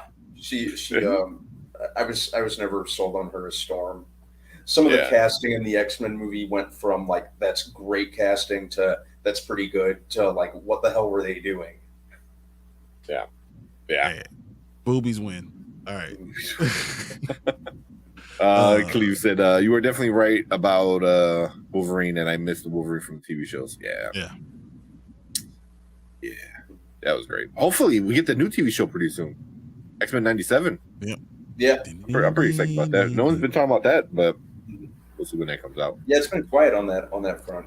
Just hear them. As soon as you hear the music, everyone will be back onto it. Everyone will have that big bowl of cereal and be ready to watch. Let's go. Kick your kids out. Like, no, Daddy's watching his cartoons. Oh man, lock my door. Let's go. And then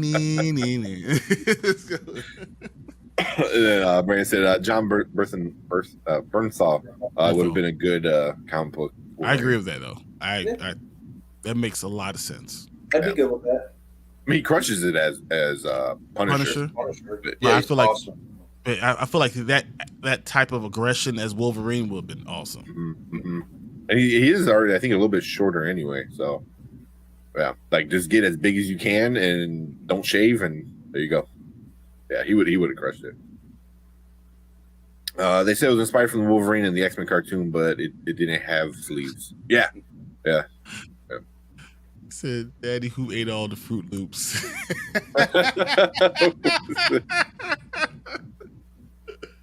that coming in? Totally. There you go, Tony. Oh man, you're so funny, man.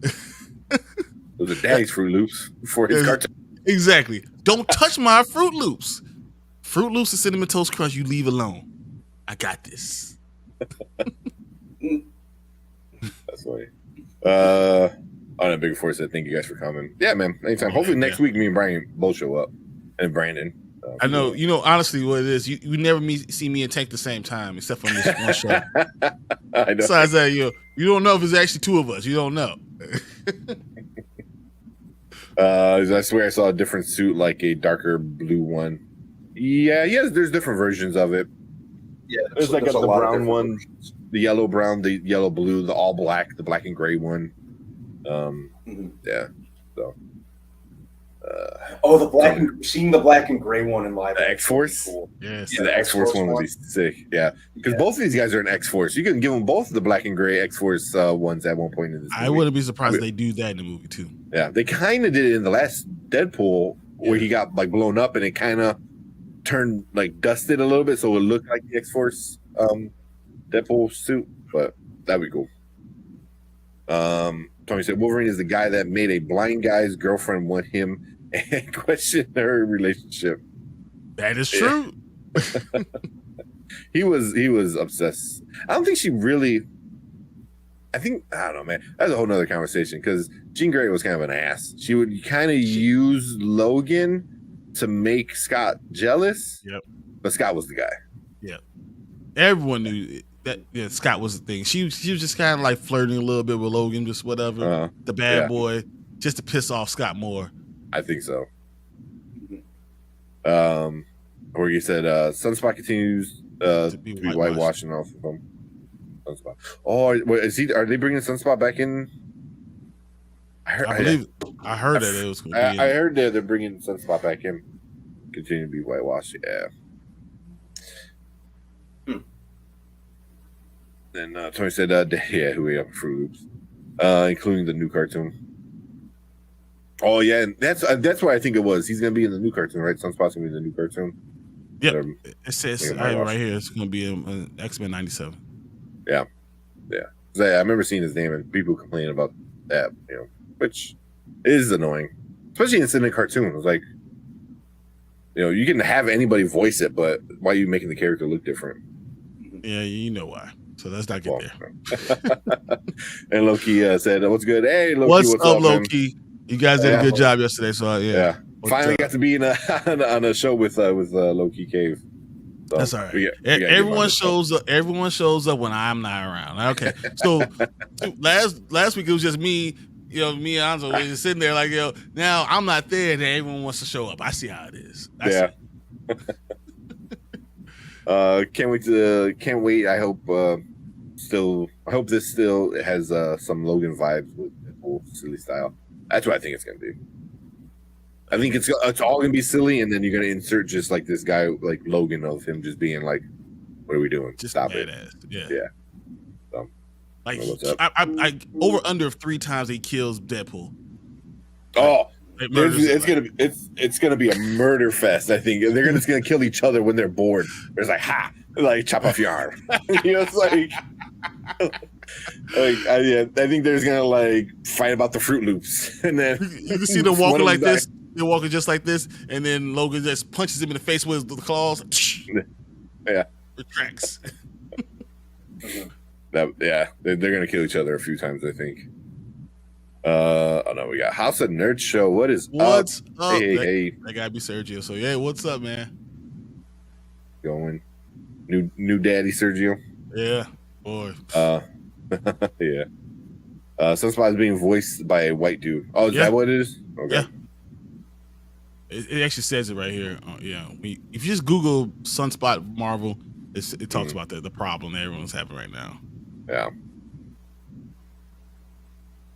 Let's see. We're like, damn, most Brazilian are Afro-Latino, so it's not that hard to do. That's true. It's literally like, especially on this hemisphere, it's like half the people. Just close your eyes and find one. Like, that's what it is. We were saying with the Spider-Man one, is go to New York. They just go to New York. Hey, go to Brooklyn. You're good. Everyone's black and Puerto Rican. You got some Jamaicans in there too, but that's it. That's all you got. Yeah. The cameos we wanted in Doctor Strange will be in this one. 100%. Exactly. Yeah, that's the thing that's upsetting me is so many people are calling this a cameo fest. Like, oh, this is gonna be a cameo fest. I'm like, there's nothing wrong with it if it's done well and it makes sense. If you just throw a character in, then it's stupid. This, I think, is gonna be I don't care if you do it. Throw the character in because you're killing all the Fox X-Men. I'm okay with it. If all of them die, I'm okay with it. Yeah, kill them all. Yeah, I think this is really going to be the one that like blows the multiverse wide open. Yeah. Multiverse of Madness wasn't a bad movie, I didn't think, but I thought can't even get my words out. I did not think Multiverse of Madness was a bad movie. It just didn't go as far as it could have with its potential premise. Yeah, and then with all the plot leaks and all that stuff, so we were expecting, this unbelievable movie with all these cameos, and then you got 7, and you're like, what the F, dude? Yeah. It's just not enough. You should go full craziness. Like, just as crazy as you could go. Exactly. Yep. I mean, That's anyone reads comic books, anyone reeds a comic book, you see what the hell happens in all the Avenger comic books, how much craziness goes on in all the X-Men comic books. Come on, just go crazy. And I think this one is, cause especially when I saw this with the 20th Century Fox, I'm like, okay, they're really gonna go silly with it. I don't know, there's like a rocket ship or something right here, but probably a bomb. Maybe like they're gonna go crazy with it and they're gonna go fun with it, and it's just so cool seeing like Deadpool who barely got a movie in the first place, and begged Fox, like, give me some characters, and they wouldn't help him, really do much. Yeah, and then that test footage leaked, and then the rest is history. Yeah, and now he's one of the. I guarantee it's gonna be a huge hit. Oh, it's gonna be massive. I would love to see who leaked the test footage. It's like you see a picture of Ryan Reynolds with like a mask. Like, well, I think Ryan Reynolds was on one of the late night shows. This is years ago, and he said, it's only one of 4. There can only be 4 people, and one is Ryan Reynolds himself, one of the guy who directed the movie, and 2 other people. And those are the only people that ever saw the test footage. So it was like, it only could be 4 people. And he said something stupid. He goes, I'm 70% sure it wasn't me. It's like, it's like you're Deadpool in real life, man. Oh, he is like literally perfect casting. Yeah. It was written in the stars, for him to play this role. A good version of Deadpool. Yeah, and it was interesting because they were trying to get it made for so long, and then, like you said, they had that like just awful excuse for a Deadpool in Wolverine Origins. Yeah, he's dead. It's okay. Yeah. That Fox did that on purpose. They knew what they were doing. You take a character called the Merc with a mouth and sew his mouth shut. That's like that's Deadpool's like main defining trait is his smart alecky mouth. Yeah. So it's shut. Yeah. And the whole reason why they named him Deadpool was just stupid. At least like in the Deadpool movie, it made a little bit more sense. Yeah. And then the movie, it was like, because he's got a bunch of other characters, he's gonna be a pool of dead people, or it was something along those lines. And I'm like, what? This is. Yeah. Stop it. Throw it away. Start over. Yeah. Yeah. Oh, they. Wait. Oh, didn't I kill you already? What's with the suit? Yeah. Yeah. This week is the same. Yeah. This is gonna be good. Will Deadpool 3 be a full MCU mutant introduction? It could be. I think the mutants will already be introduced before this. I think we're gonna get some hints on mutants. I mean, we got Miss Marvel. I think Miss Marvel is going to introduce a lot of the mutants because they're already going with genes. Everything we get in Secret Invasion is genes, and then they're gonna figure out how to figure out the scrolls, and that scrolls are going to lead us into Miss Marvel, which is going to bring us into mutants. Yeah. Namor was technically, he said he was a mutant as well. Yep. But I know I think this one's gonna do it. I think somehow Wolverine is going to bring in the mutant, and also Deadpool, because Deadpool, although not really a mutant, at least in the MCU or in the movie version, because he was given all the powers. Well, no, technically, yeah, because they tortured him until his gene expressed itself, activated. So yeah, I guess it was there. They just forced it to be, activated. So yeah, I guess technically. So I can see them maybe. What if they're on a mission to save the mutants? Well, but instead of trying to kill all the mutants, what if Deadpool 3 is, hey, I need you because you're the only other one that can't die. Let's try to save as many mutants as possible because there's this timeline shit going on, and no, I think the TV. If the TV's in it, that means they're worried about all these strands and everything, all the variants and all that stuff. So I feel like they're just gonna take the advantage. I don't know how they're gonna do it, but they're going to kill off all those X-Men. But I feel like what Marvel's going to do is they're going to introduce mutants. They're not going to. This movie will introduce X-Men, not mutants. I think they will already released mutants, but this will give us X-Men. And I think there's going to be a difference between the two. They will. Okay. Yeah. You know what I'd be interested to see in this? I am kind of hoping that we see an incursion actually happen. Mm-hmm. They were I talking think about it. happen. Yeah, Mm-hmm. They were talking about it in Multiverse of Madness, but think about it. We never really saw an incursion. I think Wade might do something to inadvertently, just Wade being Wade, will do something to cause an incursion. That's how he ends up with Wolverine. Yeah, I mean the TVA. You saw him going back with cables, all his watch and everything, and going through doing all the stuff. I think that's going to cause an incursion, and that's how they arrest him and bring him into the Fox X-Men. And somehow I think like Wade and Logan throughout the course of the movie will cause progressively more incursions, which would be pretty interesting to see in an R-rated setting. Like an incursion actually going on. But that's just like a possibility I think could happen, or something I'd be interested in seeing happen. Yeah. Well, you have to wait 9 more months. Next year. Yeah. Yeah. May of next year it's coming out. Yeah. That's why I'm like, there's not that many movies where they could introduce many more things. We got with the Marvels. I think the Marvels is the one because you think it's gonna introduce mutants? Because they're talking about the gene right now, and then it's going to go from scrolls genes to mutant genes. But they're going to talk about mutants specifically, but they're not going to talk about X-Men. But X-Men will be discussed specifically in Deadpool. And Captain America: Brave New World is going to have a lot to do with mutants too. Yeah.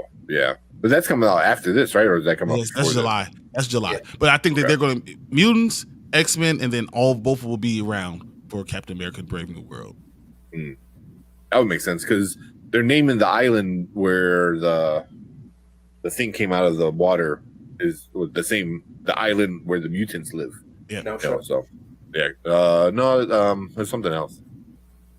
It might be Genosha. I forgot. Because they had a few different names. Let's finish this up.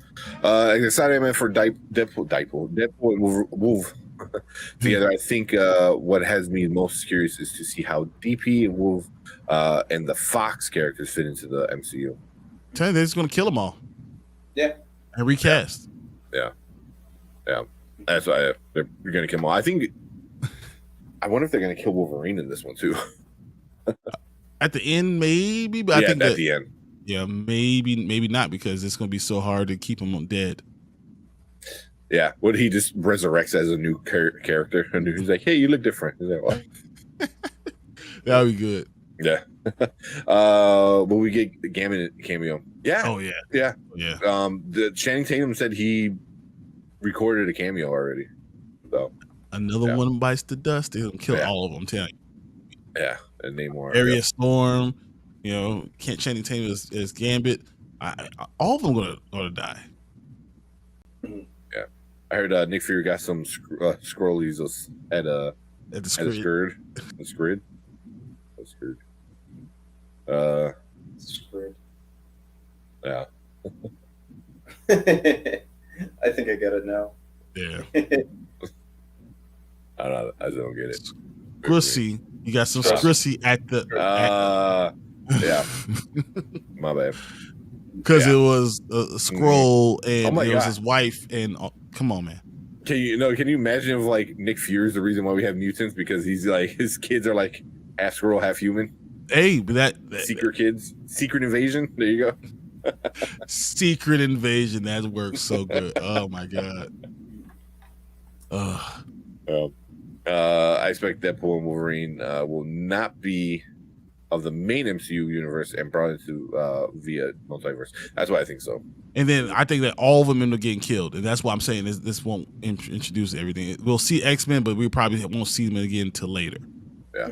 Yeah, I think it's going to start off in the Fox universe, and then shit's going to happen, and then they're going to be bouncing around a bunch of different universes. So, hey, he might be more. I don't know, Brandon. Every time you look at him, he gets a little squintier, a little more wide eye. I think the Iron Man will put his middle finger out. The Night Museum thing going behind you. I got the Iron Man one. You know, like, hey, Brian's here, and then they fall off. Like Andy's toys. Yeah, a few of them are going to go in the wrong box. Hey, I could have sworn I put you over here. Yeah. All right. So we've been talking about that one for a little bit, but I don't know. Anything else before we move on? I just can't wait to see what we get. 9 months, guys. It's like a baby. Baby. Is that what we should do? Is like keep getting like bigger gun, and at the end is like, oh, look what I got. Like this is the first trimester, guys. That's what we get right now. See these little pictures and stuff like that. Look at the pictures. It's the ultrasound. That's our ultrasound right there, guys. Yeah. This one where it's all like, what's going on? Oh, I swear he looked at me. I can see. Can you see that eye? You can see the eye right there. Yeah. Oh man. But yeah, 9 more months. But excuse me, man. I think that's it for this one, man. We're about to move on to our next topic.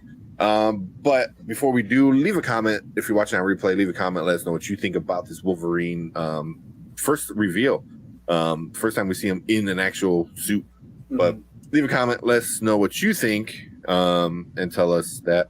But make sure you hit that subscribe button, hit that like button, and if you like any of our videos, hit that share button. And make sure you join us every Monday and Thursday. Monday and Thursday live. Sorry, I don't know why I'm like that was last year's schedule. This year's schedule, Monday and Thursday, and you two could be part of the show and join us. But that's it for that. If you're watching live, stick around. We're gonna move on to our next topic.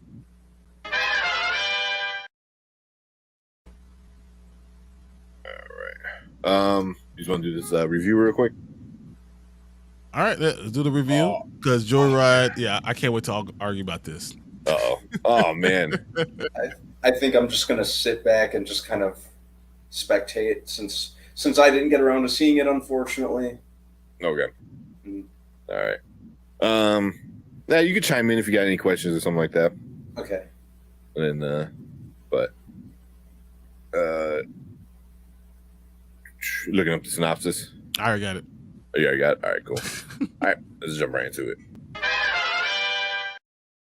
All right, welcome to Spoiler Kings. My name is St. Curry. We're Brandman Brandon, Brian the Grizzly, and we are going to review the brand new comedy that came out this past weekend, Joyride.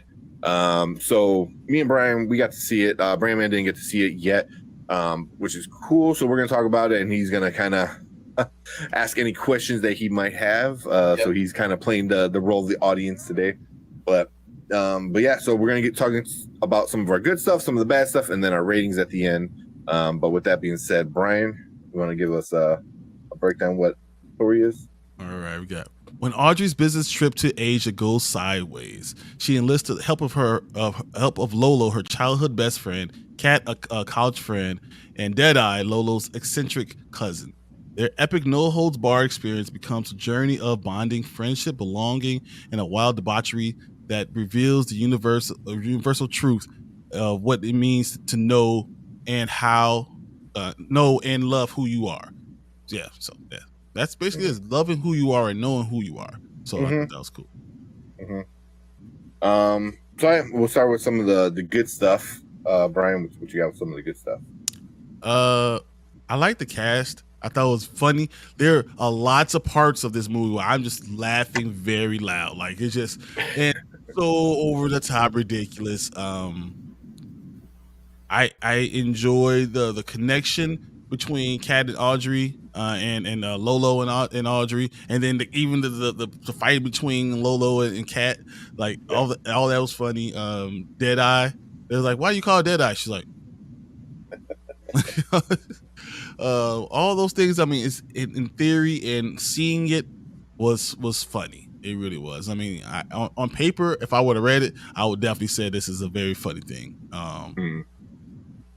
But it was creative. The parents made sense. Seeing them from little girls grow up and understanding, once again, when you have little girls, like understanding that you want to have someone that they grow up with that's like them, that kind of brings the best out of them, makes them feel comfortable being themselves because they're not the only one around. I thought that was pretty interesting and good parts of it. So those are my goods for it. Yeah. So some of my good, like Brian said, this was super funny. I think Deadeye might be one of my favorite comedy characters since Alan, which was Zach Galifianakis' character in Hangover. Just does random things, but you're like, oh, that's cute, but then you're like, oh, wait, what are you doing? So Deadeye was interesting. But yeah, I thought that the comedy for me was awesome. I really enjoyed the comedy with it. I mean, this for me was like a movie of like an emotion, because one minute you're laughing, one minute you're grossed out, the next minute you're almost crying, like at the end of the movie, and it really has. What? Yeah, I'll tell you why. No, yeah, because her the situation with Audrey is not something. It's not something that's like, oh, that's random. That wouldn't ever happen in the real world. That happens in the real world a lot, So you're like, dang, I'll tell you what, because it's my bad about it's why. Okay. So, but that whole thing of like finding yourself, and then once you find out who you are, and it might be different from what you thought you were, it was really interesting, like with stuff like that. But finding like, your family is the ones that love you, stuff like that. And then love you for who you are and not for, who you should be or stuff like that. And that's why I like Lolo was the childhood friend, so she was like the goofy one, that brought out the fun of Audrey, which I like. But then Kat was the more college friend, so you're a little more serious and you have a little bit of a different connection, with that. And then Deadeye is just like the random kind of person, But yeah, but I mean, mainly it was the three, and then Deadeye was kind of there and became part of the group towards the end. But yeah. I mean, that's pretty much the good stuff without getting into too many spoilers and stuff like that. Yeah. All right, what you got for bad, Brian? I didn't care for Audrey at all. I think she was the worst person. And to really get emotional in a movie, sometimes you need to care about the title character. And I didn't give two craps about her because she was a terrible person. So I really didn't care. Everything was always all about me. And you saw it from the beginning. Like I wasn't drawn in like into this fake life like that she was trying to pretend like she was. I didn't care about it because I knew who she really was. I saw what was going on. So I didn't care about her. So not caring about her limits me from really caring about everybody else. You know, because she is the one thing that brings everything together. So like it's emotional. Like when I see at the end of the movie where I can say her not dad or her mom and all that stuff. That though it's very emotional. I didn't care about her, and I didn't care anything about if she's happy or not happy because she was a terrible person. I just didn't care. I think a lot of times they tried too hard with being raunchy. Some of the stuff was just over the top, just for the sake of being over the top.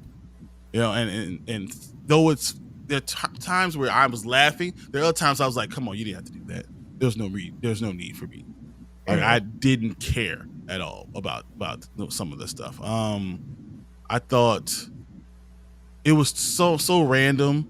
I think it reminded me more of, you kept on saying Hangover, and it's like not Hangover, it's Hangover 2.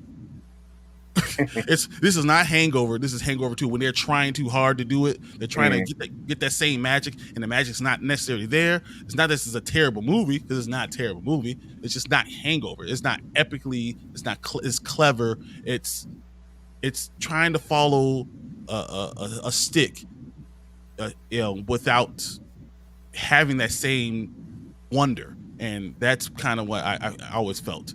The whole thing with Baron Davis, things are cute. The things are funny with Chow. They're cute, but it's not. It didn't grab me the same way. And I think it sticks with Audrey. I didn't care about that character. I had nothing that related me to her or that made me care because she was always just about herself.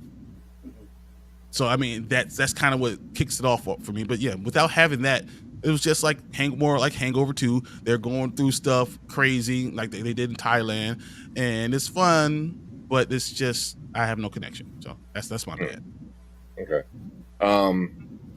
Where like real quick with that, like I get what you're saying with Audrey, but also that kind of like she doesn't know who she is. So it's like if she doesn't know who she is, she doesn't know what makes her happy. So she's just doing what she thinks other people would make her happy, But that doesn't matter. Being a good person, a bad person, you don't always have to know who you are, your essence of who you are, to be a good person, to be a good friend to the people that are there for her. Well, yeah, that's just who you are. I mean, no matter what, I love people, and because people are doing something for me and they're there for me, I reciprocate that. And you learn that at an early age, how to do that. It doesn't matter. I know exactly who I am because I don't know you don't know who you are until you're 18, 19, 20 years old. But being a good person is just what it is. Yeah. I know how to reciprocate things. But also like all three of them were all bad people. Like Audrey thought Lolo was taking, like, using her, but like Lolo was like, no, I was trying to protect you. And then Kat was a bad person, just for being not, I guess, fake, but not being herself, her true self to the person she claims to love, but also like. But she's not that to everyone. Audrey's that to everyone. She's she's just this thing to everybody, no matter what, no matter who she meets, no matter what it is, she's just that person. So I didn't have that connection. If I have a strong connection with someone, you see that character, you understand why the character's who they are. Like Bradley Cooper, you knew exactly what was going on. Even Doug, you cared about it because he was a good person. You could see the humanity in it. Yeah, this was a. I mean, I keep on wanting to say dick, but she's not a dick. she's just a not good person. So it just kind of hurt my connection with it. I said her because she didn't know who she was, so therefore she had to be the best. And when you have to be like that number one in everything, then you kind of sacrifice everything, including who you are. And because to her, who likes that person that only cares about being number one and doesn't care about everybody else. but that's business. That's business America. That's corporate America. You know, Yeah, which is where she wanted to be at. But doesn't You mean know? I have to like you. Or if in the movie, if I have to have a connection with somebody, it's not a person I don't care about. That's why I like Lolo, because like Lolo pushed Audrey, is like, this is not what you wanted. You didn't want to go to China just to close a business deal. You wanted to go to China to meet your mom. You know what I mean? She goes, yeah, but that was when I was a kid. But so it's like she changed, and Lolo was kind of the anchor to being her true self. And then Kat was also an anchor, but Kat was also kind of going that route too. Because it seemed like as older they got, you know, like Lolo was always true to herself. With also Lolo with all her art was looking funny as hell. I thought that was funny. But like Lola was always who she was, and then Kat was kind of like the same thing with Audrey. Was like, yeah, I'm this kind of person, but as soon as I can find something else, I don't have to be that person. You know, so it's always a constant struggle of like finding who you are. And like Audrey just never knew who she was. So she was like, I have to be the perfect daughter. I have to be the perfect student. I have to be the perfect employee. You know, like, and you saw it like all the microaggressions during the tennis. I don't know what the sport that is. Racquetball or rickets? I don't know. It's you hit the ball on the wall and they have to hit it back. Racquetball. Racquetball. Yeah. You know, so she was playing that, and you know, and she was just like, she would kind of like do a side eye when you know the boss would say all the effed up stuff, but like she didn't care about it. You know, so it was like, if you don't care about that, so it's like you don't even care about who you are. You know, so I think that was like, for me, is like she found out who she was at the end of the movie. You know, but it took finding out. You know, but we talk about this with Carlton all the time when we talk about Bel Air. You know, you know, when you allow someone to do those type of things, and you don't care about yourself, then why I care about you? So yeah, we care about Carlton because it was because of Will. It was because he's changed. But at the beginning, everyone hated him. You know, when she just was at the beginning. I have no connection with anyone else. Lola was immature. She never grew up. But she's not the main one. It's still Audrey is the one that you have to be connected to. And I just never connected to her. And, you know, I asked some other people in the movie theater. I was like, so what did you think about the movie? It's like, it's funny. But did I care about it? As soon as we walk out of the movie theater, will I care about seeing it again? No. I want to pre-order it right now. I want to see it like again because it was funny. You could probably pre-order it right now because it's probably going to be out. It's going to be out. Yeah. I mean, no one else is going to see it. And well, it's not because of that. It's just, it didn't get marketed. You know, the same thing. You know, with most comedies and most like Boogeyman. You know, like there's low budget movies don't get pushed. You know, and they're all going to be out. Made his money already. Yeah, but it didn't get pushed. This it didn't get pushed, but it's going to make more money. This is not. It's just I don't know. Yeah, it is. Yeah, I mean, we'll get into what the critics rated at. But yeah, I don't know. I don't quite agree. I get what you're saying, but I don't quite agree with that. You know, because I think Audrey was a blank canvas who allowed other people to draw what they wanted her to be. You know, that's what I took it as. You know, but real quick, so with my bad, I don't know if you want to disagree with any of my bads. Was in the middle. It got a little too rushed. You know, like we need to get here, and I think that's part of like just the budget. It's a low budget film, you know, but it's a comedy, and it's a comedy with like no big stars in it either. So there's like a part in the middle where it gets a little rushed because now they have to go to another country, like, you know. So I was like, I wish I would have got a little bit more with there's a big fight, you know, not physical fight, but you know, there's a big fight, and I'm like, I wanted more of like the fallout there, because it went from like joke, fight, sad part, and then happy ending. You know, so I wanted more of like maybe cut out a little bit more of the jokes in you know the early beginning part of it, and then get more of the filler of like how bad that fight affected all four of them, you know. So, because it didn't really stick that more. It's like, oh, it happened, and now, you know, they're all doing their own thing. You know, so I was like, wait, what? Like, you know, so that's my biggest complaint with it was that. But besides that, it didn't ruin the movie. You know, I get why they had to do it. It's like, all right, we have to save money somewhere, so like we can't show another country traveling to another country. So, but yeah, yeah. I don't know. Anything you might have missed that you want to say, good or bad? I mean, my feelings of it just, as I said, I think the number one thing is it's not Hangover, it's Hangover 2. See, I disagree with that. It's not. It's definitely. I mean, do I care about? Does it have the same quality of comedians in it? Does it have the same quality of actors in it? No, it does not. Like none of the stuff is watered down Hangover. It doesn't. I don't have that connection with any of those people. It's exactly what what it is but that not having connection. So it's not that I don't think it's bad, terrible either. So I watched it and I saw it and I was like, okay, it's okay, whatever, But literally, to me, like when I walked out, I was like, okay, do I need to see it again? If it was on, I'll probably leave it on, just like I leave The Hangover 2 on. But would I go searching for it? No, I wouldn't go searching for it. So it's not like I'm saying that like it's the worst movie. No, it's not bad at all. Like I'm just saying, Hangover is in a special category for me.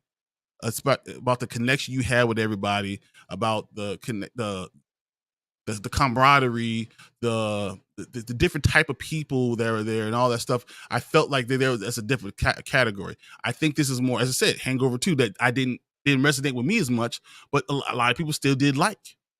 So that's why I'm saying, like, it's not epically. You have to go out there and go see this. No, it's more like this. You see it on TV, you probably want to keep watching it.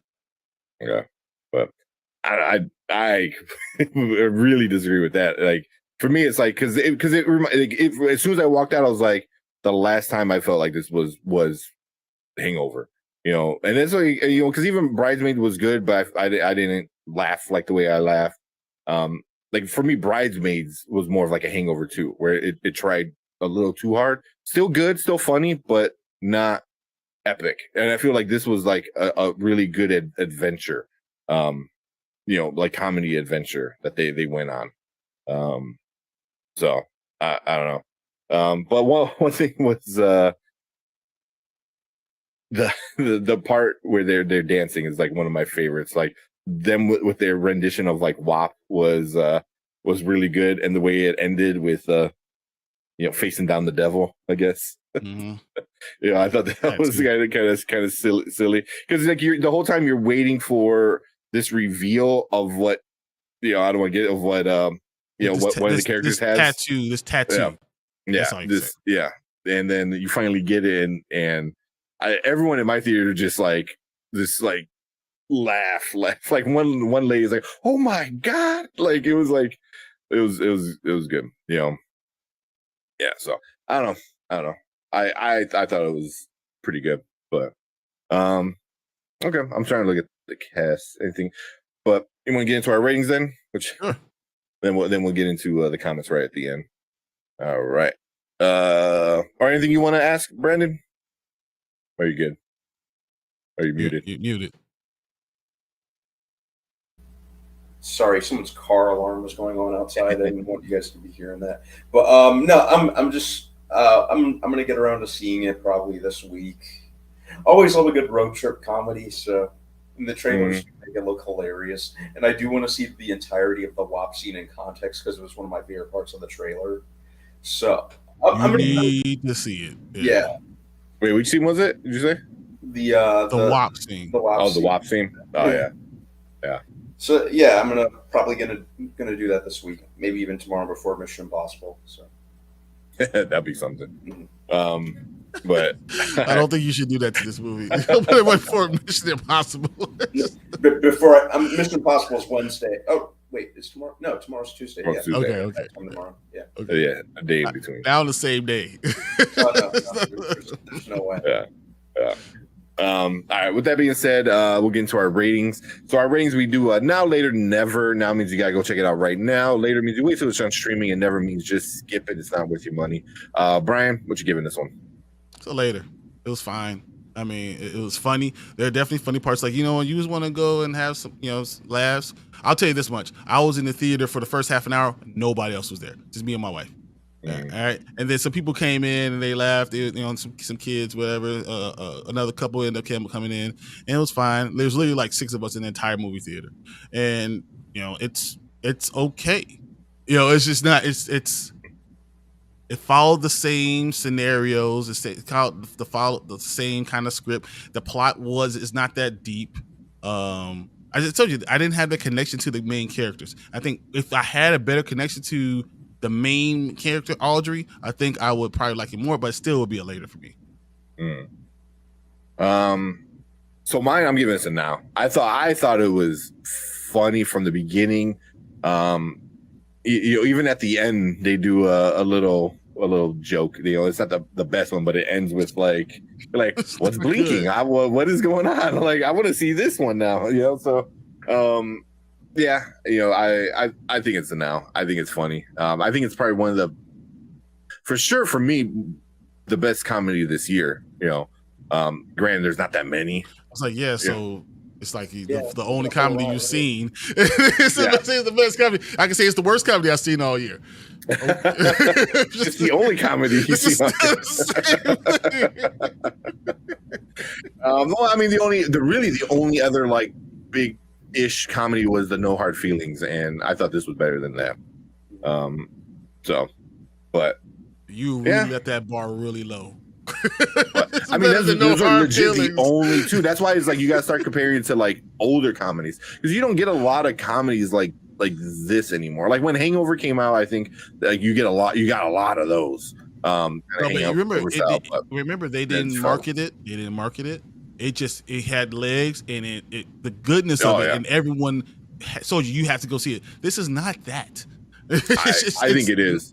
I bet you it doesn't make anything near it. Matter of fact, it'll be made for home theater by August. It's probably going to be delivered to you August 1st. Like it's just like it's not. No, it will. I mean, Transformers is already coming out. It's already out on Vudu, so you can already. Yeah, but it's not. But it's not going to be. I'm telling you, your hard DVD will be there August 1st. It'll probably be delivered with Transformers. Yeah. So it's not the Hangover. You remember how epic it was? Like when you first saw it, it's the first of a kind. So it's like it's hard when you're saying this is the same as the first of a kind. It's not. It's not the same as the first of a kind. And it's. But it's. I'm saying. I'm not saying it's horrible, because it's not horrible. It's not bad, really. It's just okay. Yeah, I don't know. Like, I think. I will say this: my wife said she'll never go see another movie with me if I pick another movie like this ever. She would never go see another. But she was just grossed out by it, or just didn't care for it? She didn't care about any people. She was like, "Why am I watching this? Man, it's too much." It was the opposite. My girlfriend loved it. Like we came out like talking about like, oh, that was a good time. So yeah, we left the theater by ourselves because it was just us. I mean, we got one trailer. That's it. Like it's just not. It's not doing it. But also like. Most of these comedies don't get a lot of trailers, a lot of promotion and stuff like that. Yeah, so The Hangover didn't, but when you compare it to, it's like someone watching, Mario Brothers and comparing it. No, what's another movie? It's like watching The Flash and comparing it to like the greatest superhero movie of all time. It's not. You can't compare it to that. You should compare it to something that's more on this level. Yeah, it's better than Shazam. Oh yeah, Shazam 2. I'm sorry. It's better than Shazam 2. Yeah. But it's hard to even do that with you, because once again, we just said how many comedies have come out this year. Yeah. As the end, then like you said, like Hangover, wind up getting legs. Opening weekend was like it didn't do well. Let me see where was that opening weekend. Well, see, it was in like damn near double amount of theaters. Like so, Joyride was only in 2,800 theaters. And Hangover was in 3,200 theaters. That's not double. That's over 100. No. Yeah, no. I thought it was more. I thought it was like that's only a couple hundred more. But yeah, 2009. Yeah, so the opening it did 45, which I don't even remember it doing that well, even in an opening. Hangover, to say, it grew. Yeah. I think it was one of the only movie that I've ever seen go from week 1 to week 2 and actually make more money. I was like, What? Yeah, it did. Yeah, it shot up. But yeah, Joyride. I mean, it opened up to 5.8 mil. You know, so it might break even when it's all said and done with it. What's his budget? I think it was like 35. Most of these are about like 30 to 35. Yeah. But you can know that it didn't spend a lot of money on trailers, so marketing budget's probably like $7 million. So, so if it makes $40 million, I'll be surprised if it made $40 million. I don't think it will make $40 million. I don't think so too, because it doesn't have a star. I think that's a big issue. It doesn't have a star, and then but who was the star in Hangover? We didn't know who Bradley Cooper was beforehand. No, we had no clue who any of those guys were. No one knew who Zach Galifianakis was really. No, not really. No, none of them had stars. So like, it's not the same. It's just not. But yeah, I mean, I don't know. I mean, without star, we're like, I would say No Hard Feelings would be a bomb. Like, wouldn't make any money if it wasn't for Jennifer Lawrence. Jennifer Lawrence is the reason why people are going to see that movie. You know what I mean? Here, no one's going to see it, and then it's also like Asian women, so people are like, yeah, I don't want to see that. You know, like, I don't know what's wrong with Asian women. They don't want to see that. They don't want to see that. You know, it's like, that's a minority group, so they're like, yeah, I'm good. You know, that's just how it is. You know, so you know, but you know, I don't know. I mean, you're gonna get a lot of stuff like that. So, which kind of like, and it didn't open up international. At least Box Office Mojo said it didn't open up internationally. I don't know if it did by now. I just don't think that they're going to allow it to play in some screens. That too. China's not going to see that. Yeah. It's not going to allow this movie to come out there. And there's a lot of there's a lot of countries that won't let this play. Like, because it's a bunch of women and it's dirty jokes. It's women saying dirty jokes, and there's a lot of dirty stuff going on in this movie. That, you know, so yeah, right there, it's not going to get international numbers. You know, like stuff like that. As a male-driven movie. Joyride will be seen in English, Korean, Mandarin, and released in multiple theaters, but doesn't. Yeah, it's not going to be in China though. No, I don't. There's no way. Even it didn't. It depicted China nice. It did. You know, it didn't really say bad things about China. So I would be surprised. You know, but drugs, sex, raunchiness. You know, there's a lot of reasons why China won't let this play. In there. So, but they even talk about it in the movie. I think that was something that I did kind of resonate with me. They talked about, you are always saying I. You're never going to enjoy and understand China because we're not about we're about all of us. And I thought that was really something important that she needed to hear, you know. But even when she heard it, she still didn't get it, and that's kind of when I was like, all right, I'm done. No, yeah, that was still, when as up to at the end. That was like towards the end of. That wasn't at the end. That was still in the middle, beginning of the movie where they just got to China. Yeah, right after her bar scene. Yeah. She still effed it up for the rest of the next time. Was that Chow? Ronnie Chang, that character that told her that? That was the Asian guy from the basketball team. Oh yeah. But was she drunk? I think too. Yeah, that's right. Eventually she got drunk. Yeah. I don't think she was really worrying about what he was saying. She was. I think that's when before they really started drinking, and that's what got her into him. Yeah. But it's like you heard the words, but you didn't understand. You heard me, you just didn't listen. I was thinking with the wrong head, but what's the women version of that? I don't know what that is. But so that's our thoughts. But then real quick, Rotten Tomatoes. The critic score, the tomato meter, gave it a 91%. And then that's 141 reviews. The audience gave it an 82% with 250, which is pretty low. So, I mean, the only people that talk about it are the people that actually want to go see it.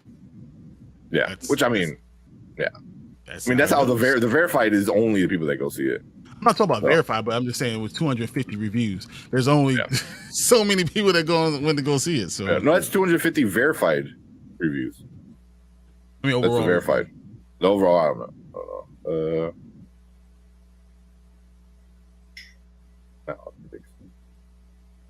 Audience. I mean, 141 reviews by critics is not that bad. It's okay. It's I mean, not. anything over 100 is For you start R-rated getting- comedy. yeah. You're not gonna get a lot of. Like you say, you're not gonna get a lot of people watching this, and then, by doing that, you're not gonna get a lot of people reviewing it. So, I don't know how to look up how many reviews altogether.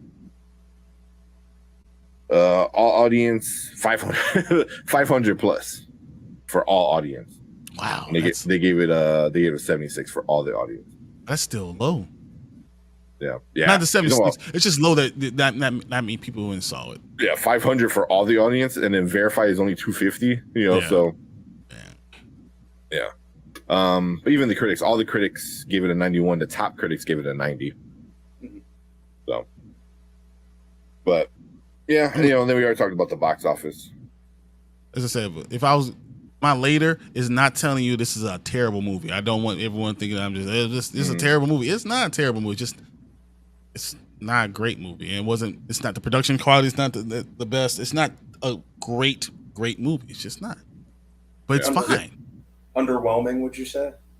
And and part of it was I saw the trailer and I thought this was gonna be. My wife was like, "Oh, you think it's gonna be?" I was like, "It's gonna be hilarious." And I was ready to laugh. You go in and your face is ready to laugh. And I was like, and there's times where I'm like, "Ha, that's funny." But sometimes it just went too far, and that's for me. And I just didn't have that, and I didn't have that connection with any of those people. So there's a few parts where I laughed and started tearing up, like because I was laughing my ass off. A few of them, But for me, the emotional part at the end was really good. I was like, oh shit, that changes a lot, So it was awesome to see, but no, it changed me for a 30-year-old person.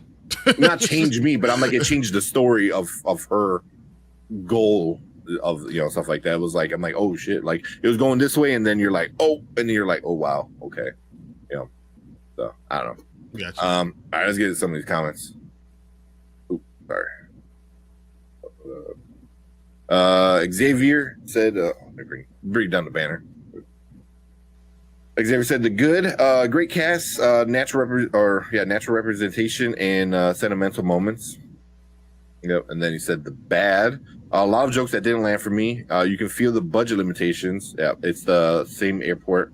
Yeah. And I didn't care about Audrey either. There you go. I mean, that's exactly what I mean. Yeah. But it's not I'm not saying this. I don't want people to not see it because you think it's this horrible movie. It's not this horrible movie. It's just when you compare it to an epic movie, you almost got to say no, it's not epic to me. Yeah. Orgeek said, Horror's been doing very well in the box office. There are even bad mediocre movies like Insidious, Red Door overperformed. Yeah. Unbelievable. Insidious, Red Door. It was sold out. Yeah. Well, I mean, it's a franchise and it's got a big actor, a couple big, So, Xavier said, I think I fall somewhere between Brian and Tank. I chuckled a few times. I had fun with it, but certainly won't go down in my list of favorite comedies. That's exactly what I said. Yeah. Definitely more Brian. I enjoy Joyride, though it's harder for this to get the Crazy Rich Asian audience because it's raunchy. Yeah. You're not going to get the Crazy Rich Asian audience. No. And wasn't this the same director? I don't know. Or am I thinking of someone else? Wasn't someone behind Crazy Rich? Crazy Adele Lim? Crazy Rich. Adele Lim, yeah. Yeah, she did. John... Yep, she did Crazy Rich Asian and Raya and the Last Dragon. No, John Chow. I'm the writer. I mean, I'm sorry. The writer. Yeah. Adele Lim is the same screenwriter. Yeah, it's a different Crazy Rich Asians and Raya and the Last Dragon. Yeah. Okay. I had it kind of mixed up then. Yeah. But I mean, you're right on the same Yeah. ball field. Yeah. Yeah. Was it Seth Rogen helped produce this one? Yeah, I remember. I watched all the trailers and everything. He was like involved in almost all the movies in the trailers as either as like in it, directing it, or not directing it, or producing it. It was like he's like the mutant movie, this movie, Yeah, another he movie. was. Everyone What that came the in. hell, man? It's like it's a giant ass like Every Seth trailer. Rogen was thing. Yeah. Oh, did I read that? Yeah, I read that one. I do have a lot of thoughts on the box office this week with Sounds of Freedom basically pulling the same thing conservatives do, make their book a bestseller. Yeah. The fact that I got ads on Twitter by a person offering free tickets for that movie. Yep. For the Sound of Freedom. Yeah. I was like, nah, I'm good. Yeah, exactly. I would more compare it to female lead comedies like Mean Girls, Easy A, Bridesmaid, Booksmart, etc. That's perfect. Good. Yes. But that's just saying like, oh, there's girl comedy and there's guy comedy, and I don't. But it's not just girl comedy and guy comedy. It's the quality and it's the amount of money that was put into the budget. It's just not. I mean, because it's a girl comedy. They don't put money into girl comedies. You saying in The Hangover, like it was this huge budget for The Hangover. Oh, it was the same budget, like 35 mil. So, but it's always always like that. It's not this. It's the same exact budget. You know, it's not the same type of movie. I mean, it's not gonna have the same movement.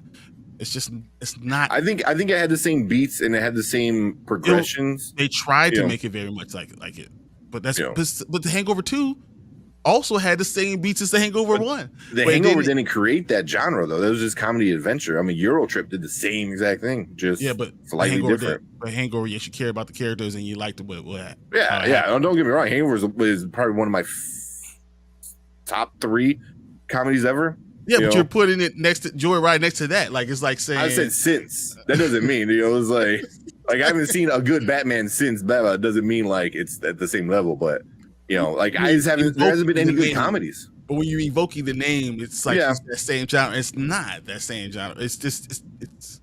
But I think it is that same genre. I think it's up there, not up there with it, but it's like the same feels that it got. Because like I think Joyride's better than all those movies. Mean Girls, Easy A. Maybe Mean Girls might be go up there. Because Mean Girls is an all-time good one. Mean Girls is better. Yeah. I like Bridesmaid. I didn't, because it's comedy humor. It's Melissa McCarthy, shitting on herself. It was like, like it's funny, but she wasn't the main character, and that's why I enjoyed the main character war, understanding her effing up, and you understand why she effs up as much. But do I probably the same. I probably like Bridesmaid the same as I write this one. I like this one better than Bridesmaid. Better, more than Easy A. Better than Booksmart. The only one would be Mean Girls. I didn't like Easy A. I didn't like Easy A. But I'm not gonna say. Yeah. I'm fond of Easy A.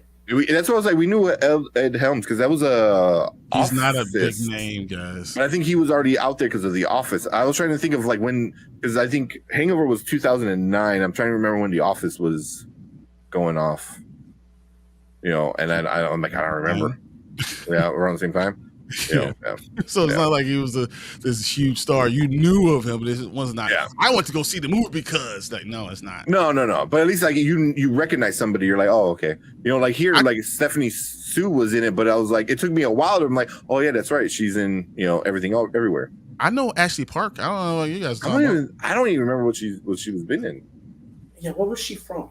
Yeah, exactly. I was like the whole time. I'm like, I've seen her before. I've seen her a lot, especially because I've seen her in. I want to say, yeah, she's definitely in Beef, but I think I've seen her more on Disney Channel than I've seen her anything else. I'm looking at her list. There's not much. She was in. Wasn't she like in Mean Girls too? Like I feel like she was, but I don't remember. Like Barnaby, the V Card, Open House, You Must Be Joking, Nightcap, Tale of the City, Mr. Malcolm's List, Girls. Yeah, she was in Mean Girls. She was in Mean Girls? Mm-hmm. Wait, I'm looking at the IMDb.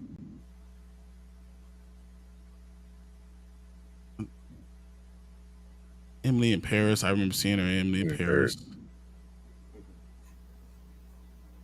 I do remember from Beef now. Okay. She was nominated for a lot of stuff too, so she's been out for a long time. She's a lot of stuff, but she's more of a Broadway actress. That would make sense because she was able to sing. She did sing like pretty good. Yeah. She looked familiar, but I couldn't put my finger on it. Stephanie Sue was like, it took me a little while. I was like, oh yeah, because she was very different. She looked very different, in this movie than she did in Everything Everywhere. No, I saw her immediately. I knew it. No, because she always seemed chunkier in Everything Everywhere. Like she was a little bit more. She was chunky in this one. No, she wasn't. Yeah, she was. Yeah, she was. No, here she's wearing tight form like yoga pants and. Yeah, she was wearing a waist trainer. She's still chunky. Her face was. Yeah. We're at a time where most comedies come out on streaming. Yeah. That's true. A lot of comedies are now passing that up and just going right into streaming. Yeah, similar to rom-coms, same. Not gonna lie, the Asian women and No Star is what making me wait to go see it on streaming. Really, I was excited to see it. Yeah, I was too, but I was happy with it. You weren't, but yeah. Like I said, it was in the theaters at mine, but it was like the two smallest, like legit smallest theaters in the entire AMC, like all the way in the back corner. I was like, damn, I gotta go to the auditorium 13. No, 16. I was like, shit, 16 out of 18. I was at 15. Yeah, there you go. You in the back.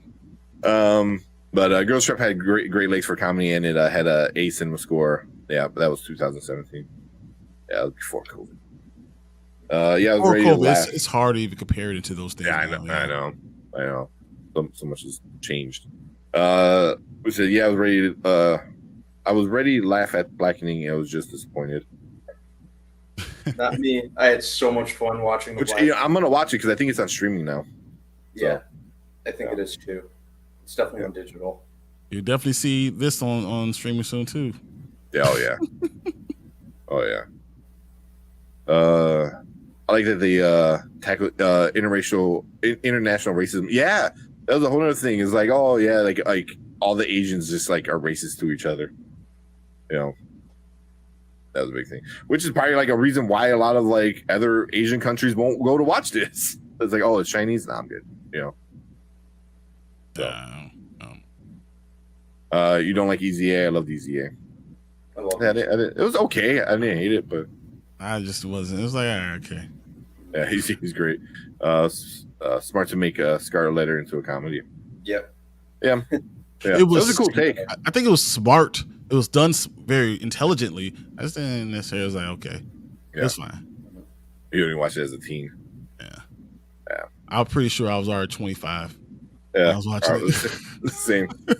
It's like, oh yeah, okay. Same. But cool, man. I think that's it for this one. So, a rare comedy. I don't think there's any other comedies coming out the rest of this year. At least none that are like coming to mind. No. Comic book movies and action movies. Mostly what we easy. You're 100% right. I can't get anything. Yeah. But like who's that? Horror Geek, I believe, said it. They go straight to streaming now. Rom-coms, these kind of movies go straight to streaming. So it is what it is.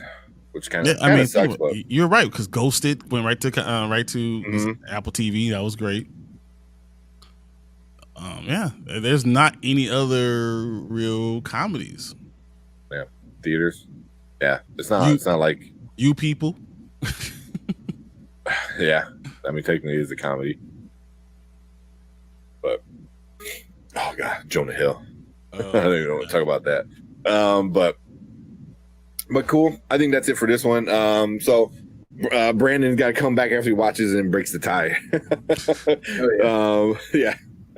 He's gonna come back. He's like, "Oh, I'm in the middle." Like, no, not allowed. Factor, right? Yeah, exactly. But yeah, that's our takes on it. If you do go see it, let us know. Leave a comment down below. Did you like it? Did you hate it? Are you somewhere in the middle?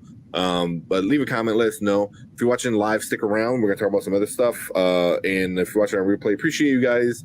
clicking the video, checking us out. Hit that like button, hit the subscribe button. We're on our way to 1,000, so we're almost there, and we're gonna do a nice big old giveaway once we hit it. So make sure you're part of the channel when we do that. And yeah, like I said, just appreciate you guys clicking on our video, man. It means a lot to us. But we are out of here for this one, and stick around. We're gonna finish things up on the live show. All right, I gotta. Yeah, I liked We Have a Ghost more than I like this movie. I don't think it's. yeah, I forgot all about We Have a Ghost. But yeah, I like I'm gonna cut out a couple minutes early, guys, so I can get to bed early. I'm gonna try to call it early tomorrow morning, and plus that food poisoning from yesterday just really got me. I want to kind of get to bed. I'm good now, but yeah, I'll pick it up. I'll see you guys on Thursday. Thank you, everyone, for tuning in. Like we said, we're on that road to 1,000. Thank you, everyone. Great questions. Always a pleasure. I'm going to talk to you guys probably tomorrow, too, okay? All right. Sounds cool, good. man. Sounds good, man. All right. Later. All right. Bye-bye. Brady said, We Have a Ghost was horrible. I haven't heard enough things about it. You're not going to hear a lot of it because now a lot of people are going to actually will watch it. Go watch it. Well, it's on what, Netflix or? It's on Netflix. Mm-hmm. Yeah. I saw that and Ghosted. I probably like both of those more. Which one is Ghosted? I thought Ghosted is the J-Lo one. No, Ghosted is with what's her name? Oh my god. The one what's her name? The one from oh my god. I can't Anna de Armas. Oh. I don't even think I know which one that one is then. The one with Chris Evans and her. Oh, okay. Yeah, I heard the bad things about that one. But my point is I enjoyed watching it more. I heard bad things about that one. No, it actually got a pretty good score. So what are you talking about? It is a 26% on Rotten Tomatoes. I was looking at that's a 5 out of 10. It was 79% of the viewers view this right now. That's what it said. It is a 26% on Rotten Tomatoes with the critics, and then 55 with the audience. And that's you know what's 1,000 plus. You know what's funny? Exactly. And 1,000 plus ratings. More ratings than Well, it was on Netflix. It Ghosted. Yeah, it went straight to Netflix. So maybe you get more people watching. That's why. Was it on Netflix? I thought it was on Apple TV. Apple TV? Yeah, it's streaming. Yeah, it is Apple TV. Yeah. So, which is why a lot of people tend to send a lot of these comedy things to streaming, because if it fails, it's not that big of a deal. If it does good, then you'll get some subscriptions out of it. Yeah. But you got to put a lot of money into it, so it's whatever. Yeah. I mean, 35 is not crazy. It's 35 is crazy if you don't make 25. No, you put 35 in it, and then you only make a little bit. That's gonna be a problem. Because if it only opening weekend, if it makes $5.8 million, we're talking about next weekend. We're talking about they made $2 million, and then the following weekend they only made So it doesn't have the international numbers to help buoy the number. So it will be hard for it to make $25 million. Yeah. I mean, it's gonna be hard to make money. For sure. I mean, that Sound of Freedom made $7.2 million. Yeah. But also it was all over my fucking Twitter feed. It was getting so annoying. I'm like, I don't even want to watch this damn movie anymore. Like, I don't even know what it is, and now I don't want to watch it. It's just like you're pushing it that much on Twitter. So I was like, hey, that's what you gotta do. You want to make the numbers look good. Oh man, it was what was the other one? No Hard Feelings. Yeah, No Hard Feelings opened up to 15 mil. Yeah. But once again, what you already said, Jennifer Lawrence just being in it is going to make more money just for her being there, just her face. Yeah, and I guarantee everybody who saw it on Thursday was like, "Oh yeah, she's naked." It was like, "Oh, okay, I know what I'm doing tomorrow night." So I think they would have saw it just because of her anyway. Yeah, no. I mean, she's That- a big enough. That movie is not good. If No. you're asking me to compare Joyride to No Hard Feelings, Joyride wins by a landslide. Yeah. No Hard Feelings Well- was hard to watch. Yeah, well, it was like, and I watch these other people talk about it. They're like, oh, it was funny. I was like, it was cringy at points, like cringy where I'm like, ew, I felt icky, you know, like at times, you know. And I watched I do want to get into one trailer and we'll call it a night real quick. Yeah. But I watched Zack Attack's review on Joyride, and he liked it. I think he gave it like a B, you know.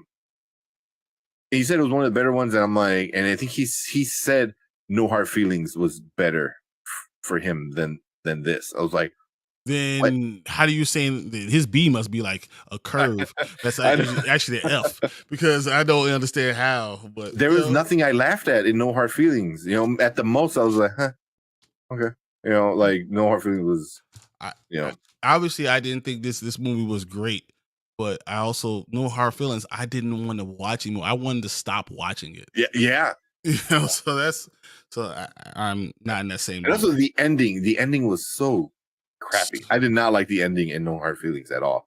I was like, that's not a good payoff. So really, so I just watched this whole thing for no reason. Okay, yeah, I know.